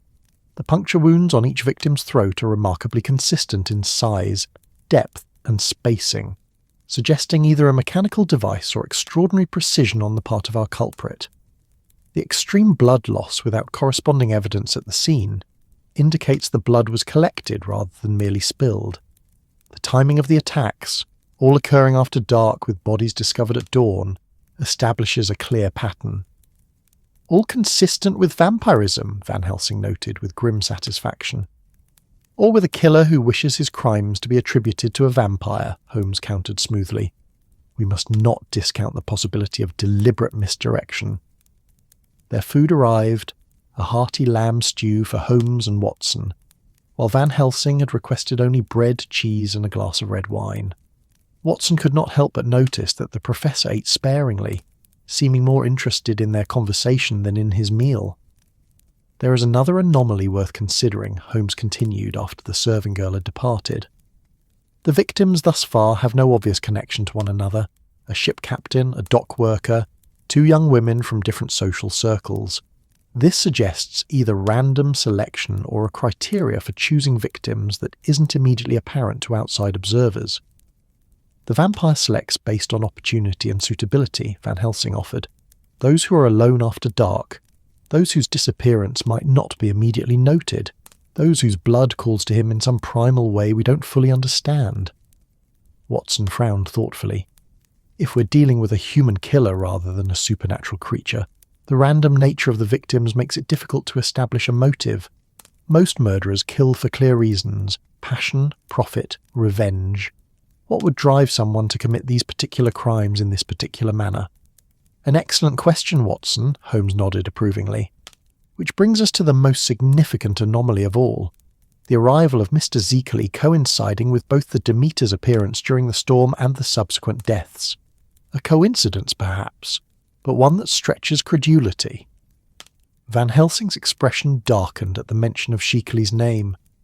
"It is no coincidence, Mr. Holmes. The pattern is one I've observed across Europe. A mysterious ship arrives at a port city carrying 50 crates of soil from the Carpathian region. Shortly thereafter, a distinguished foreign gentleman appears, establishing himself as a person of culture and education. Then the deaths begin, always following the same method, always with the same results." "You suggest Zeekerley has done this before?" Watson asked, his scepticism mingling with growing unease. "Many times, over many years," Van Helsing confirmed solemnly, "though not always under that name. He adopts different identities, but his nature remains unchanged. He is a predator, gentlemen, one who has refined his hunting methods over centuries." Holmes had been listening intently, his keen eyes studying Van Helsing's face with the same analytical precision he applied to all subjects of interest. "You speak of this individual with remarkable specificity, Professor, almost as if you have personal knowledge of him, rather than merely academic." A shadow seemed to pass across Van Helsing's features. "My knowledge is both academic and personal, Mr. Holmes. I have tracked this particular creature for nearly a decade, ever since he murdered someone close to me." This revelation hung in the air between them, lending a new dimension to the Professor's intense commitment to their investigation. Before Holmes could pursue this line of inquiry further, the inn's door opened to admit Reverend Thornton, accompanied by a tall, distinguished man whom Watson recognised as the local magistrate, Sir Henry Gresham. Thornton spotted them immediately and led his companion to their table. "Mr. Holmes, forgive the interruption," the clergyman said, his manner betraying a nervous energy. "Sir Henry wished to speak with you regarding the recent tragedies." Holmes rose politely, extending his hand to the magistrate. "Sir Henry, a pleasure. Please, join us if you wish." Gresham was a man in his 60s, with the weathered complexion of one who spent considerable time outdoors despite his elevated social standing. His handshake was firm, his gaze direct and assessing as he took the seat offered to him. "Mr. Holmes, your reputation precedes you," Gresham began, his cultured voice carrying the distinctive cadences of Yorkshire gentry. "I understand from Reverend Thornton that you're investigating these unfortunate deaths. I must say, I'm relieved to have someone of your calibre involved. Our local constabulary is quite out of its depth." "We're in the preliminary stages of our inquiry," Holmes replied diplomatically, "through certain patterns have already emerged that may help direct our investigation. May I ask if you had any personal acquaintance with the victims?" Gresham nodded gravely. "I knew them all, to varying degrees. That's the nature of a small community like Whitby. Our lives intersect in countless ways. Captain Rogers served as a navigation instructor for my yacht club. Michael Ashton occasionally worked on my estate during the off-season for fishing. Miss Barrymore was a guest at dinner I hosted just days before her death. And poor Mary Homewood. Her father has managed my stables for nearly 20 years. "All connected to you," Holmes observed, his tone neutral but his interest clearly piqued. "An interesting commonality I hadn't previously identified." Gresham's eyebrows rose slightly. "I hadn't considered that aspect, Mr. Holmes. You believe it might be significant?" "Every connection is worth noting at this stage," Holmes replied, "though it may be merely coincidental given your prominent position in the community." The conversation continued, with Gresham offering whatever assistance he might provide to their investigation. Throughout their discussion, Watson noticed Van Helsing studying the magistrate with unusual intensity, his expression thoughtful but guarded. When Gresham eventually took his leave, promising to send over any relevant documents from his personal records that might assist them, Van Helsing leaned across the table to speak quietly. "There is something else connecting those victims," he murmured. "All were healthy, vigorous individuals, the kind whose blood would be particularly rich and sustaining." Holmes arched an eyebrow. "An observation that could be interpreted in multiple ways, Professor. A human killer selecting victims for their physical vitality might have entirely different motivations than your supernatural explanation suggests." Before Van Helsing could respond, the inn's door opened once more, admitting a gust of chill evening air and a figure who immediately drew the attention of every person in the room, Mr. Alexander Seekley, impeccably attired in evening clothes, his commanding presence causing a momentary hush in conversations as he entered. Seekley's gaze swept the room with casual authority before settling on their table. With the grace of a natural aristocrat, he made his way toward them, acknowledging the respectful nods of several patrons as he passed. "Gentlemen," he greeted them with that same rich baritone Watson had noted during their earlier meeting. "What a pleasant coincidence. I had intended to call upon you later this evening, but finding you here saves me the trouble." His dark eyes moved from Holmes to Van Helsing, lingering for a moment on the professor with an expression Watson found difficult to interpret, something between amusement and challenge. Holmes rose slightly in polite acknowledgement. "Mr. Seekley, would you care to join us?" "Thank you, but I've already dined," Seekley replied with a small smile. "I merely wish to extend an invitation. I'm hosting a small gathering at my residence tomorrow evening. Nothing elaborate, just a few local dignitaries and interesting visitors such as yourselves. I would be honoured if you would attend." "Most kind," Holmes responded. "We would be delighted, wouldn't we, Watson, Professor?" Watson nodded his agreement, while Van Helsing's acceptance came after a barely perceptible hesitation. "It would be my pleasure," the Professor said, though his tone suggested something quite different from his words. "Excellent," Seekley smiled, revealing teeth of perfect whiteness. 8 o'clock, then, at the Crescent. Now, I must not disturb your meal further." He turned to go, then paused, as if struck by an afterthought. "I understand there has been another unfortunate death in the town. Most distressing. I do hope your investigation bears fruit, Mr. Holmes." After Seekley's departure, Van Helsing's expression was grave. "He's studying you, Mr. Holmes, assessing your capabilities, your methods. This invitation is not social, it's strategic." Holmes's eyes gleamed with interest rather than concern. Then we shall accept his strategic gambit and see where it leads. Sometimes the best way to understand an opponent is to engage with them directly. As they finished their meal, Holmes outlined his plans for the evening's experiment proposed by Van Helsing. They would position themselves in St. Mary's churchyard after midnight, concealed among the ancient tombstones, to watch for any unusual activity. Van Helsing had his own preparations to make and excused himself, agreeing to meet them later at the appointed location. "What do you make of our Dutch professor Holmes?" Watson asked once they were alone. "His conviction regarding Seekley and this vampire theory seems unshakable." Holmes lit his pipe, the familiar ritual bringing a moment of contemplative calm. Van Helsing is an enigma, Watson. His knowledge of medicine and folklore is undeniably extensive, yet there are inconsistencies in his presentation that trouble me. "Inconsistencies?" Watson prompted. "Small details that don't quite align," Holmes elaborated. "His claimed timeline of travel from Amsterdam is impossibly compressed. His Dutch accent occasionally slips, revealing undertones of something older, less identifiable. He quotes medical texts with slight inaccuracies that a true scholar of his standing would not make." Watson felt a chill of apprehension. "You suspect he's not who he claims to be?" "I reserve judgment until I have more data," Holmes replied carefully. "But I find it curious that he appeared so suddenly, with a telegram that Reverend Thornton denies sending, precisely as our investigation was beginning. And his focus on Seekley has an intensity that suggests personal vendetta rather than scientific inquiry." They spent the next several hours in their rooms, Holmes reviewing his notes while Watson wrote a preliminary account of their investigation thus far. Shortly before midnight, they donned warm coats against the chill night air and made their way towards St. Mary's Church, climbing the 199 steps in silence, each lost in his own thoughts about what the night might bring. The churchyard was eerily beautiful under the light of the waxing moon, which had emerged from behind scattered clouds to cast a silvery illumination over the weathered tombstones. The ancient markers threw long shadows across the uneven ground, creating a landscape of light and darkness that seemed to shift subtly as the clouds occasionally obscured the moon. Van Helsing was waiting for them as arranged, his figure barely visible in the shadow of a large stone crypt. As they approached, Watson noticed that the professor had come prepared. A leather satchel lay open at his feet, revealing several items that gleamed dully in the moonlight. "Gentlemen," Van Helsing greeted them in a hushed voice, "you are punctual. Good. We have much to prepare before the hour grows later."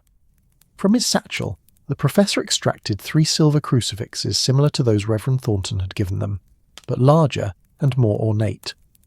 "These were blessed by the Archbishop of Canterbury himself," Van Helsing explained, handing one each to Holmes and Watson. "A powerful deterrent, should we encounter what I believe we will." Holmes accepted the item with polite neutrality, examining it briefly before placing it in his coat pocket, rather than wearing it around his neck as Van Helsing clearly intended. Watson, after a moment's hesitation, followed his friend's example. Next came small vials of clear liquid. "Holy water," Van Helsing said, "from the River Jordan. Its effect on the undead is caustic, like acid on human flesh." "Most intriguing," Holmes remarked, studying the vial with scientific interest. "And do you have a theory as to the chemical property that creates this reaction?" Van Helsing looked momentarily taken aback by the question. "It is not chemistry, Mr. Holmes. It is the blessing that imbues the water with power against unnatural creatures." "I see," Holmes replied noncommittally. "And these?" He gestured to several wooden implements that resembled stakes, their tips sharpened to fine points. "A last resort," Van Helsing said grimly. "Should we corner the creature, the only permanent solution is to pierce its heart with a stake of ashwood, sever its head, and fill its mouth with garlic. Though I hope tonight will be merely observation rather than confrontation." The professor proceeded to outline his plan.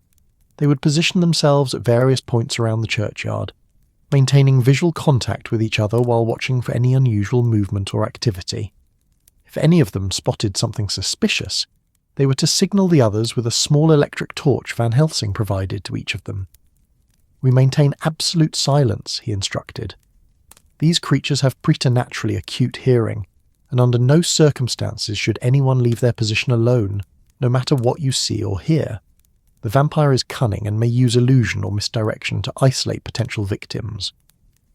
With these somewhat unsettling instructions, they took up their designated positions. Holmes behind a large family crypt near the church wall, Watson among a cluster of tombstones with a clear view of the path leading up from the town, and Van Helsing positioned closer to where Mary Homewood's body had been discovered that morning. The night deepened around them as the hours passed. The temperature dropped steadily, and Watson found himself grateful for the heavy coat he had worn. Occasional sounds broke the silence. The distant crash of waves against the harbour wall far below, the mournful cry of an owl hunting across the moors, the soft rustle of leaves stirred by the gentle breeze, yet nothing that suggested the presence of either supernatural predator or human murderer. Watson's mind began to wander as the vigil stretched on. He found himself questioning the wisdom of this exercise. What were they really expecting to find? If the killer were human, surely they would not return so soon to the scene of their most recent crime, knowing that the authorities would be watching. And if Van Helsing's vampire theory were true... Watson shook his head slightly, unwilling to fully entertain the implications of that possibility. A movement caught his eye, not from the churchyard itself, but from the direction of the Abbey ruins that stood adjacent to the church. A figure, tall and cloaked, moved with unusual fluidity among the broken arches, pausing occasionally as if surveying the surroundings. Watson's heart rate increased, his hand moving to the small electric torch in his pocket. But before he could signal his companions, the figure was gone, vanishing among the shadows of the ancient stonework. Had he imagined it? The moonlight playing tricks on his tired eyes. Watson strained to see into the darkness surrounding the Abbey ruins, but could discern nothing unusual. He glanced toward Holmes's position, only to be startled by the realization that his friend was no longer visible behind the crypt where he had stationed himself. A moment of genuine alarm coursed through Watson.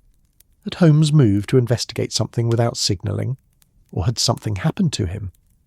Watson was about to abandon his own position to check when he caught sight of Holmes emerging from behind a different tomb several yards from his original location. His friend was moving slowly, deliberately, clearly tracking something that Watson himself could not see. Watson turned his attention to Van Helsing's position, only to find that the Professor too had shifted location, now crouched behind a weathered angel statue, his posture tense and alert. Whatever Holmes was following, Van Helsing had apparently also detected. A soft sound reached Watson's ears, the faintest scrape of stone against stone coming from somewhere behind him. He turned slowly, careful not to make sudden movements that might betray his presence.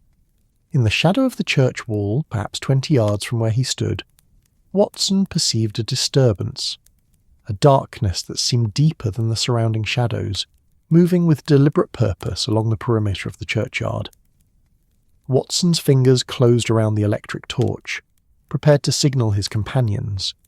Before he could do so, however, the church bell began to toll the hour, 3 deep, resonant chimes that shattered the silence of the night. The sound seemed to startle whatever presence moved in the shadows, for when Watson looked again, the peculiar darkness had vanished. The bell's reverberations faded, leaving the churchyard once more wrapped in silence. Watson saw Holmes straighten from his crouched position, looking toward him with a slight shrug that suggested his quarry had eluded him. Van Helsing too emerged from his hiding place, his expression one of frustrated anticipation. They regrouped near the church door, speaking in hushed tones despite the apparent departure of whatever had drawn their attention. "You saw it?" Van Helsing asked eagerly. "The shape moving among the graves?" Holmes nodded thoughtfully. "I observed something unusual, certainly, though in this light and at such distance.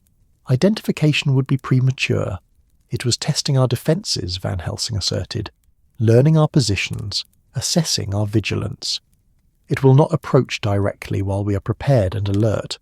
Or perhaps," Holmes suggested mildly, "what we observed was simply a local resident taking a shortcut through the churchyard, who wisely chose to retreat when they realised they were not alone." Van Helsing shook his head dismissively. The movement was too fluid, too purposeful. And did you note how it kept to the deepest shadows? How did it seem to vanish rather than merely walk away? These are the hallmarks of the hunting vampire. Holmes made no argument, merely extracting his pipe and tobacco pouch from his pocket. The hour grows late, gentlemen, or rather early. I suggest we continue our vigil until dawn. If our mysterious visitor returns, we shall be ready. If not, we will at least have eliminated one possibility from our investigation. They resumed their positions, though Watson noticed that Holmes had chosen a new vantage point that offered a clearer view of the Abbey ruins. The remaining hours passed without further incident, the eastern sky gradually lightening as dawn approached. Birds began their morning chorus as the first pale glow of sunrise touched the horizon, and with it came a sense of relief that Watson had not realized he needed until that moment. As they gathered their equipment and prepared to depart, Holmes stood for a moment gazing out over the harbour below, now visible in the growing light. The fishing boats were already putting out to sea, tiny figures moving on their decks as the day's work began. "What do you make of our nocturnal visitor, Holmes?" Watson asked quietly. Holmes's expression remained thoughtful. "Inconclusive, Watson. We observed movement, certainly, but under conditions that prevented positive identification. It could have been our killer returning to the scene. It could have been an innocent villager, or it could have been our imaginations heightened by the suggestive atmosphere and Professor Van Helsing's rather vivid descriptions of what we might encounter. You don't believe it was Seekerly, then? Or whatever Van Helsing believes him to be?" Holmes glanced toward the professor, who was repacking his satchel several yards away. "I remain open to all possibilities, Watson, including the possibility that our good professor knows more than he has thus far revealed about these deaths, and the man he so intensely suspects." The morning following their churchyard vigil dawned grey and misty, the kind of day when the boundary between sea and sky becomes indistinguishable, creating the illusion that Whitby existed in a world of infinite greyness. Holmes was already dressed and working at the small writing desk in his room, when Watson knocked on his door shortly after 8 o'clock. "Enter, Watson," Holmes called, not looking up from the telegram form he was completing with his precise handwriting. Watson found his friend surrounded by neatly arranged papers, newspaper clippings, notes from their investigation, and several sketches Holmes had made of the crime scenes. The methodical organisation reflected Holmes's mental processes, creating order from chaos, identifying patterns where others saw only random events. "You've been busy this morning," Watson observed, settling into the room's only armchair. "May I ask what captured your attention so thoroughly?" Holmes finished writing before answering, sanding the ink carefully before folding the telegram. "I'm pursuing a parallel line of inquiry, Watson, one that I believe may prove illuminating." He held up the telegram. "This is addressed to the University of Amsterdam, requesting confirmation of Professor Van Helsing's position and credentials." Watson's eyebrows rose in surprise. "You doubt his identity? After all he's shared about his research." "I neither doubt nor accept without verification," Holmes replied with a slight smile. "Consider the circumstances of his arrival, appearing suddenly in response to a telegram the Reverend denies sending, possessing detailed knowledge of our investigation before being briefed, and displaying an intense fixation on Seekerly that goes beyond professional interest. You suspect some form of deception?" Holmes leaned back in his chair, steepling his fingers beneath his chin in that familiar gesture of contemplation. "I suspect complexity, Watson. The professor's knowledge of vampire lore is undeniably extensive, yet there are inconsistencies in his presentation that warrant closer examination, such as his claimed timeline for travelling from Amsterdam is compressed beyond reasonable possibility. The most expeditious journey would require at least 3 days, yet he arrived barely 2 days after the telegram was supposedly sent." Holmes reached for another sheet of paper. Additionally, yesterday he quoted from Versau's Cellular Pathology regarding blood disorders, but the quotation was incorrect in several key details, an unlikely error for a medical scholar of his purported standing. Watson frowned thoughtfully. Perhaps he was simply paraphrasing from memory. Perhaps, Holmes conceded. But there are other discrepancies. His Dutch accent occasionally slips, revealing undertones of an older Eastern European cadence. He claims intimate familiarity with Amsterdam's university district, yet when I mentioned Groenberg Wall Street, which does not exist, He nodded in recognition and recalled a bookshop there. "Good Lord," Watson murmured, the implications beginning to dawn on him. "You think he's an imposter, but to what purpose?" Holmes rose and moved to the window, gazing out at the mist-shrouded harbour below. "That remains to be determined. I have another telegram here addressed to the Dutch Medical Society, seeking information on whether they have a member matching our professor's description." He turned back to Watson. "While we await responses, I suggest we proceed with our investigation as planned, including accepting Shikali's invitation for this evening. And Van Helsing, we shall continue to work with the professor while maintaining a certain healthy skepticism regarding his assertions." Holmes's expression was thoughtful. There is valuable information to be gleaned from him, regardless of his true identity. Their conversation was interrupted by a knock at the door. A young maid from the inn entered at Holmes's invitation, carrying a silver tray with a folded note. "Begging your pardon, sir, but this just arrived for you," she said, curtsying slightly as she presented the tray to Holmes. Holmes thanked her and unfolded the message, his eyes scanning the brief contents. "It seems Reverend Thornton has arranged for us to examine the personal effects of the most recent victim, Mary Homewood. Her parents have agreed to speak with us as well." Watson nodded grimly. "A difficult but necessary conversation." "Indeed. And afterward, I have a small errand I'd like you to undertake while I pursue another line of investigation." Holmes reached for his coat. "But first, these telegrams must be dispatched. Would you be good enough to accompany me to the post office, Watson? I find the morning air often helps clarify one's thoughts." The Whitby post office was a modest building near the harbour, already busy with the day's commerce when they arrived. Holmes handed over his telegrams along with the necessary payment, then suggested they take a circuitous route back to the inn, allowing them to pass by the Crescent where Shikali had taken residence. The Crescent proved to be a graceful Georgian terrace overlooking the harbour from the west cliff, an elegant address that spoke of Shikali's apparent wealth and taste. As they walked past, Holmes slowed his pace, his keen eyes taking in every detail of the building's exterior. "The third floor, Watson," he murmured. "Note the windows, heavy drapes drawn despite the hour, yet a faint light visible at the edges. Our Mr. Shikali appears to prefer artificial illumination to daylight. Consistent with Van Helsing's description of vampire photosensitivity," Watson observed. "Or consistent with a night owl who has not yet adapted his habits to his new surroundings," Holmes countered. "Let us not leap to supernatural conclusions when mundane explanations might suffice." They continued their walk, Holmes occasionally pausing to engage in brief conversations with local residents. A fishmonger arranging his morning display, an elderly woman sweeping the steps of her shop, a postal worker making his rounds. To casual observers, these exchanges might have seemed like mere pleasantries, but Watson recognised his friend's technique, gathering information in seemingly innocuous ways, building a composite picture of the community and its rhythms. As they approached the harbour steps where Captain Roger's body had been discovered, Holmes paused, his gaze fixed on a small fishing boat just pulling up to the quay.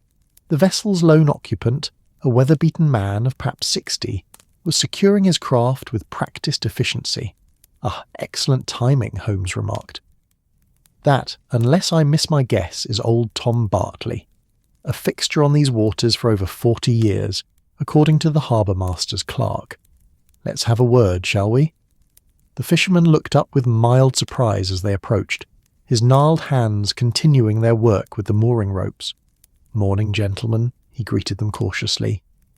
"Something I can help you with?" Holmes introduced himself and Watson, then proceeded with his inquiry.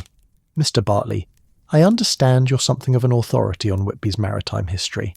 I wonder if you might share your observations regarding the Russian ship Demeter that arrived during the recent storm." Bartley's weathered face grew serious, his hands momentarily stilling. "That cursed vessel? Aye, I saw her come in. A sight I won't soon forget, Mr. Holmes, and that's God's truth. You witnessed the ship's arrival personally?" Holmes pressed gently. The old fisherman nodded, resuming his work with the ropes as he spoke. "Was out in the bay when the storm hit. Foolishness on my part, but I've weathered worse in my time. Was making for harbour when I saw her, emerging from the fog like a ghost ship from the old tales. He shook his head slowly. No lights showing, no crew visible on deck, yet somehow navigating the channel in conditions that would challenge the most skilled captain with a full crew at his disposal. Most unusual, Holmes agreed. And did you observe anything else noteworthy about the vessel? Bartley hesitated, glancing around as if concerned about being overheard, though the driving mist had created a natural barrier of privacy around their conversation. There was something moving on that ship, Mr. Holmes. Not on the deck, mind you, but along the hull, a dark shape, like a man but not a man, climbing the side as if the vertical surface were a level path. I've been on these waters since I was a boy, seen all manner of strange things that the sea can offer, but never anything like that. Watson felt a chill that had nothing to do with the morning mist. Holmes, however, remained impassive, his expression betraying nothing of his thoughts. "Thank you, Mr. Bartley," Holmes said, pressing a coin into the fisherman's palm. "Your observations are most helpful. If you recall any other details, however insignificant they might seem, please send word to me at the Harbourside Inn." As they walked away, Watson couldn't contain his reaction. Good heavens, Holmes. What he described, a figure scaling the vertical hull of a ship, that's not humanly possible. Under normal circumstances, no, Holmes agreed. But consider alternative explanations before embracing the supernatural. A rope hanging over the side that wasn't visible in the storm and fog. A trick of light and shadow creating the illusion of movement where none existed. The distortion of perception that often accompanies extreme weather conditions. You think the man was mistaken, then? Holmes's expression remained thoughtful. I think he reported what he believed he saw. Whether his perception accurately reflected reality is another matter entirely. The human mind, especially under stress, is remarkably adept at filling in gaps or creating narrative from fragmentary observations. They continued toward the Holmwood residence, a modest but well-maintained cottage on Church Street. The interview with Mary's grieving parents was brief and sombre, yielding few new insights beyond confirming that the young woman had no known enemies and had been in excellent spirits before her death. Her personal effects, examined with permission and the greatest respect, revealed nothing suspicious, merely the ordinary possessions of a young woman looking forward to her coming marriage. After expressing their condolences and assuring the Holmwoods that everything possible was being done to identify their daughter's killer, Holmes and Watson took their leave. Once outside, Holmes outlined the next steps in their investigation. "I'd like you to visit Dr. Mason Watson. Your medical expertise may elicit details from his examination of the victims that a layman might not think to inquire about. Pay particular attention to any unusual aspects of the wounds, inconsistencies in the puncture patterns, the presence of any foreign substance in or around the injuries, precise estimates of blood loss." "And where will you be?" Watson asked. "I have an appointment with the manager of the Crescent," Holmes replied. "I'm curious about Mr. Seekley's domestic arrangements, particularly regarding his servant or servants.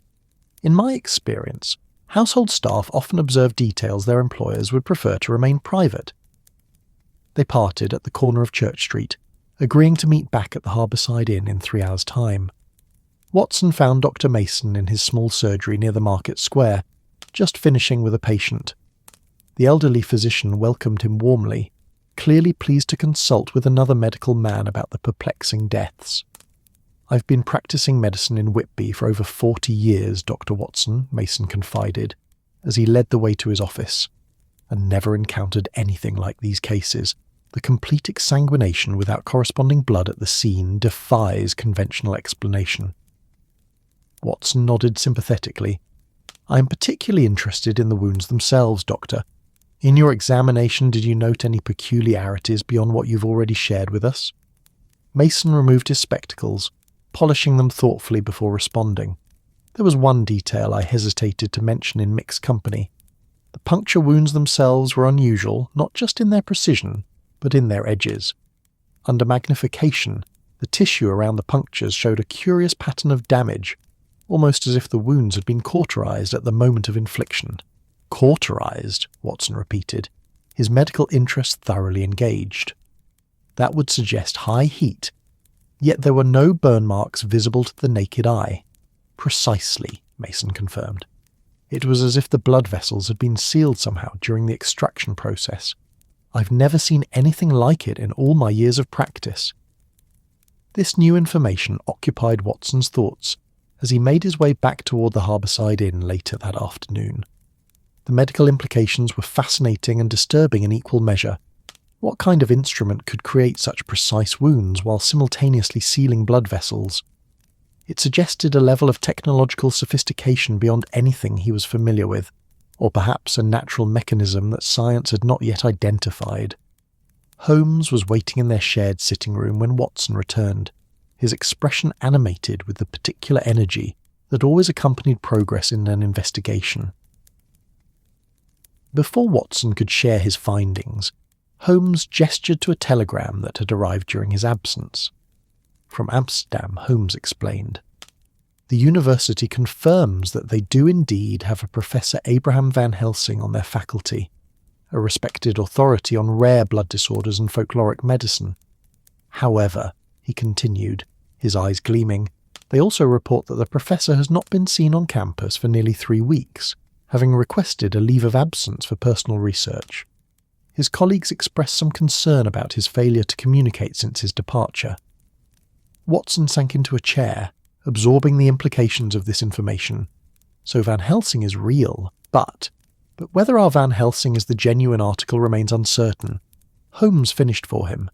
The timing is suspicious, to say the least. If the real professor disappeared 3 weeks ago, shortly before Demeter's arrival... Good Lord, Holmes, Watson breathed. Are you suggesting that Seekley might have done something to the real Van Helsing, and that our professor is an imposter? Holmes's expression was grave. It's one possibility we must consider, though there are others equally disturbing. He rose and moved to the window, gazing out at the harbour where lights were beginning to appear as dusk approached. My inquiries at the Crescent revealed that Mr. Seekley employs no regular staff, only a mysterious manservant who is never seen during daylight hours. The cleaning and cooking are handled by a local woman who comes only during the day, and who has strict instructions never to enter certain rooms. The pattern continues to align with Van Helsing's vampire theory, Watson observed. Yes, Holmes agreed thoughtfully. A little too perfectly, perhaps. Almost as if someone were deliberately constructing a scenario designed to evoke supernatural explanations. He turned back from the window, his expression resolute. Tonight's gathering at Seekley's residence should prove most illuminating, Watson. I suggest we prepare ourselves for what may be a pivotal moment in our investigation. As Watson rose to ready himself for the evening ahead, he couldn't shake the unsettling feeling that they were being drawn deeper into a web of deception, where nothing and no one was quite what they appeared to be. Holmes seemed to sense his disquiet, for he paused at the door to their sitting room, his expression softening momentarily. "Courage, my friend," he said quietly. "Whatever we may face this evening, we face it together, armed with our greatest weapons, reason, observation, and an unwavering commitment to truth. No darkness, supernatural or otherwise, can ultimately prevail against those." With those words of reassurance, Holmes departed to make his own preparations, leaving Watson to contemplate the increasingly Byzantine complexity of their Whitby investigation, and to wonder what revelations awaited them at the residence of the enigmatic Mr. Seekley. The evening fog had descended upon Whitby like a shroud by the time Holmes and Watson prepared to depart for Seekley's residence. From their window at the Harbourside Inn, the gas lamps along the harbour appeared as diffuse halos of amber light, their illumination barely penetrating the mist that seemed to absorb and mute all sound and colour. "A fitting atmosphere for our engagement this evening," Holmes remarked, as he adjusted his immaculate evening attire. "One might almost believe Whitby itself conspires to create the perfect Gothic backdrop for our little drama." Watson, similarly attired in his best suit, checked his pocket watch. "Should we wait for Professor Van Helsing? He was meant to join us 15 minutes ago. The professor appears to have been delayed," Holmes replied, a note of subtle significance in his tone. "However, we mustn't keep our host waiting. I've left word at the front desk regarding our destination, should Van Helsing arrive later." They descended to find a hired carriage waiting outside the inn, the driver huddled beneath a thick woolen cloak against the evening chill. The journey to the Crescent took them through Whitby's winding streets, the carriage wheels occasionally splashing through puddles left by the afternoon's light rain. Few people ventured out on such a night. Those who did hurried along with collars turned up and heads bowed against the pervasive dampness. The Crescent, when they arrived, presented a stark contrast to the gloom outside. Every window of Sheikley's residence blazed with light, creating an impression of warmth and welcome that seemed almost deliberately calculated to dispel the foreboding atmosphere of the foggy evening. A footman in formal livery greeted them at the door, relieving them of their coats and hats before ushering them into an opulent entrance hall. Mr. Sherlock Holmes and Dr. John Watson, the footman announced as they entered a spacious drawing-room where several guests had already assembled. Alexander Zekli moved forward to greet them, the very picture of aristocratic elegance in his perfectly tailored evening clothes. "Gentlemen, welcome to my humble temporary abode," he said, his deep voice carrying that same hint of Eastern European accent Watson had noted during their previous encounters. "I'm delighted you could join us." Holmes clasped their host's extended hand with a cordial smile. "The pleasure is ours, Mr. Seekerley, though I fear Professor Van Helsing has been unavoidably delayed. He sends his regrets and hopes to join us later if circumstances permit." Something flickered briefly in Seekerley's dark eyes. Satisfaction, perhaps, or amusement, before his expression returned to one of polite hospitality. How unfortunate! The Professor's expertise on European folklore would have made a fascinating addition to our conversation this evening. Still, we shall endeavour to entertain ourselves in his absence, Zekli proceeded to introduce them to the other guests, Sir Henry Gresham, the magistrate they had met previously, Lady Gresham, a handsome woman of middle years with an air of quiet intelligence, Colonel and Mrs. Fitzwilliam, landed gentry from just outside Whitby, and Dr. Seward, a youngish man with scholarly features who directed a private asylum near Scarborough. The group was completed by Miss Helena Westenra, a striking young woman whose golden hair and luminous complexion made her appear almost ethereal in the warm lamplight. "Miss Westenra is visiting from London," Zekli explained as he made the introduction. "She has a particular interest in antiquarian literature, and has been kind enough to assist me in cataloguing some recent acquisitions." The young woman offered a graceful curtsy, her clear blue eyes regarding Holmes with undisguised curiosity. "Mr. Holmes, your reputation precedes you. I followed Dr. Watson's accounts of your cases with great interest." Holmes acknowledged the compliment with a slight bow. "You're too kind, Miss Westenra, though I fear Watson's literary embellishments often make my modest deductive efforts appear more impressive than they truly are." "You do yourself a disservice, sir," she replied with a smile that momentarily transformed her delicate features into something almost luminous. "The power of observation and logical reasoning can appear quite magical to those who lack such gifts." Their conversation was interrupted by the arrival of dinner, announced by the same footman who had greeted them. Seekley, playing the perfect host, escorted Lady Gresham to the dining room, with the others following in procession. Watson found himself paired with Miss Westenra, while Holmes accompanied Mrs. Fitzwilliam. The dining room continued the theme of opulent illumination, with a massive chandelier casting brilliant light over a table set with silver and crystal that must have been brought specifically for Zeekley's temporary residence. The meal proved to be excellent. Several courses of exquisitely prepared dishes, accompanied by wines of exceptional quality. Watson noticed, however, that their host barely touched his food, merely moving it about his plate while engaging his guests in animated conversation. Holmes, seated almost directly across from Seekley, appeared to observe this as well, though his expression betrayed nothing of his thoughts. The discussion flowed freely, touching on literature, music, and the latest scientific developments. Zeekley proved to be exceptionally well informed on a wide range of topics, his commentary revealing both extensive education and a worldliness that spoke of wide travel and diverse experiences. "You mentioned your interest in folklore, Mr. Seekerley," Holmes remarked during a lull in the conversation. "I wonder if you might share your perspective on the rather unusual events that have occurred in Whitby recently." A momentary hush fell over the table, the previously comfortable atmosphere suddenly charged with tension. Several guests exchanged uneasy glances, while Sir Henry cleared his throat with evident discomfort. "I'm not certain dinner is the appropriate setting for such a discussion, Mr. Holmes," Lady Gresham suggested gently. Zekley, however, appeared untroubled by the shift in topic. "On the contrary, I find that good food and wine often create the perfect atmosphere for exploring life's darker mysteries." His gaze met Holmes's directly, a subtle challenge in his dark eyes.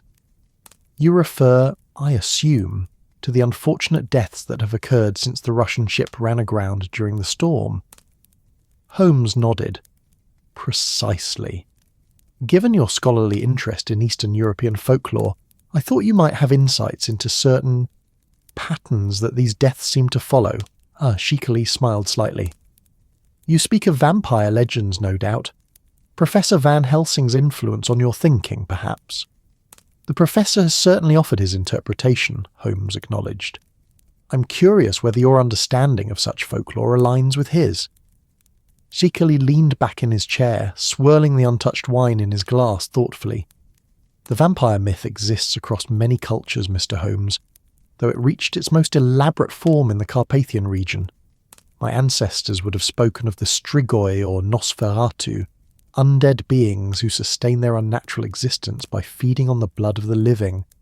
Surely you don't suggest such creatures actually exist?" Colonel Fitzwilliam interjected with obvious scepticism.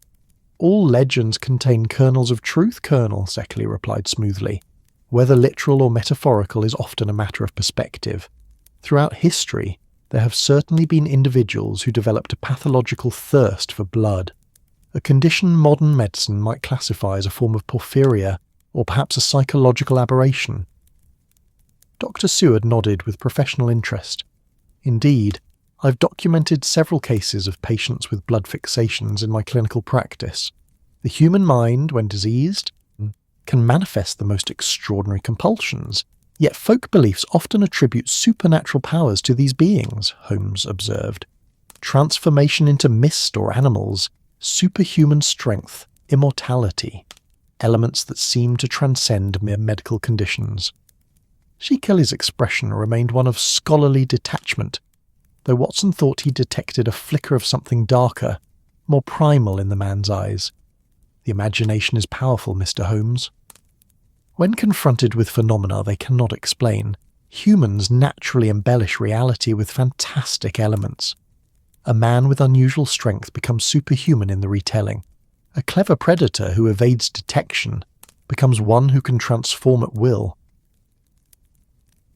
"And the aversion to religious symbols, garlic, running water," Holmes pressed.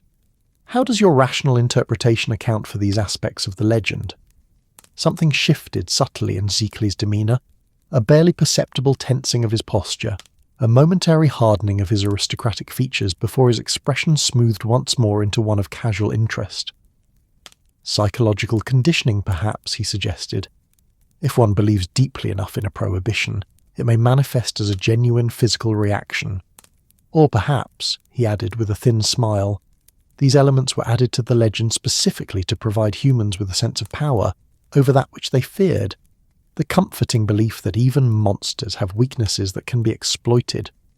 The conversation might have continued along this intriguing path had dinner not concluded, with Zekley suggesting that the gentleman might enjoy cigars in his study, while the ladies retired to the drawing-room. As they rose from the table, however, a disturbance at the entrance to the dining-room drew everyone's attention. Professor Van Helsing stood in the doorway, slightly dishevelled as if from hurried travel, his expression grave as his gaze fixed on their host. "Forgive my tardiness," he said, his Dutch accent more pronounced than usual. "I was unavoidably detained by matters relating to our investigation." Zekley regarded the newcomer with a curious mixture of amusement and what might have been anticipation. "Professor Van Helsing, how good of you to join us after all. We were just discussing folklore relating to the undead, a subject on which I understand you're something of an authority." "Indeed," Van Helsing replied, his tone cool but controlled. "Though I find academic discussions of such matters somewhat hollow when reality presses upon us so urgently." An electric tension seemed to fill the room, the other guests looking between the two men with expressions ranging from confusion to alarm. Holmes, Watson noticed, was watching the interaction with intense focus. his sharp eyes missing nothing of the unspoken dynamic between Jekyll and Van Helsing. "Perhaps," Holmes suggested diplomatically, "we might continue this fascinating discussion in the study as Mr. Zeekley proposed. Ladies, if you'll excuse us?" The women departed, though Miss Westenra hesitated momentarily, her gaze lingering on Zeekley with an expression Watson found difficult to interpret. Concern, perhaps, or something deeper and more complex. Then she was gone, following Lady Gresham and Mrs. Fitzwilliam to the drawing-room.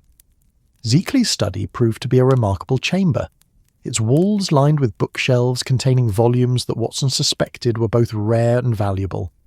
A large globe stood in one corner, while various artefacts of evident antiquity were displayed in glass cases around the room. A fire burned in the hearth, casting dancing shadows across the richly carpeted floor. As cigars and brandy were distributed, Van Helsing remained standing, declining both with a curt gesture. His attention seemed entirely focused on Zeekley, who had positioned himself near the fireplace, the flames casting his strong features into dramatic relief. "You have an impressive collection, Mr. Zeekley," Holmes remarked, examining a particularly ancient-looking tome in a nearby case. "This appears to be a first edition of Calmet's Treatise on Vampires and Revenants. Quite rare, I believe." "You have a good eye, Mr. Holmes," Zeekley acknowledged. "The study of folklore has been a passion of mine for many years. I find humanity's attempts to explain the darker aspects of existence illuminating." Van Helsing moved forward, his posture tense. "You speak of darkness with the casual interest of an academic, sir. Yet I wonder if your knowledge comes from more direct experience." The room grew quiet, the other gentleman sensing the underlying hostility in the professor's words. Zeekley, however, merely smiled a cold expression that didn't reach his eyes. "Are you suggesting something specific, Professor?" he inquired with dangerous politeness. "I believe the time for suggestions has passed," Van Helsing replied firmly.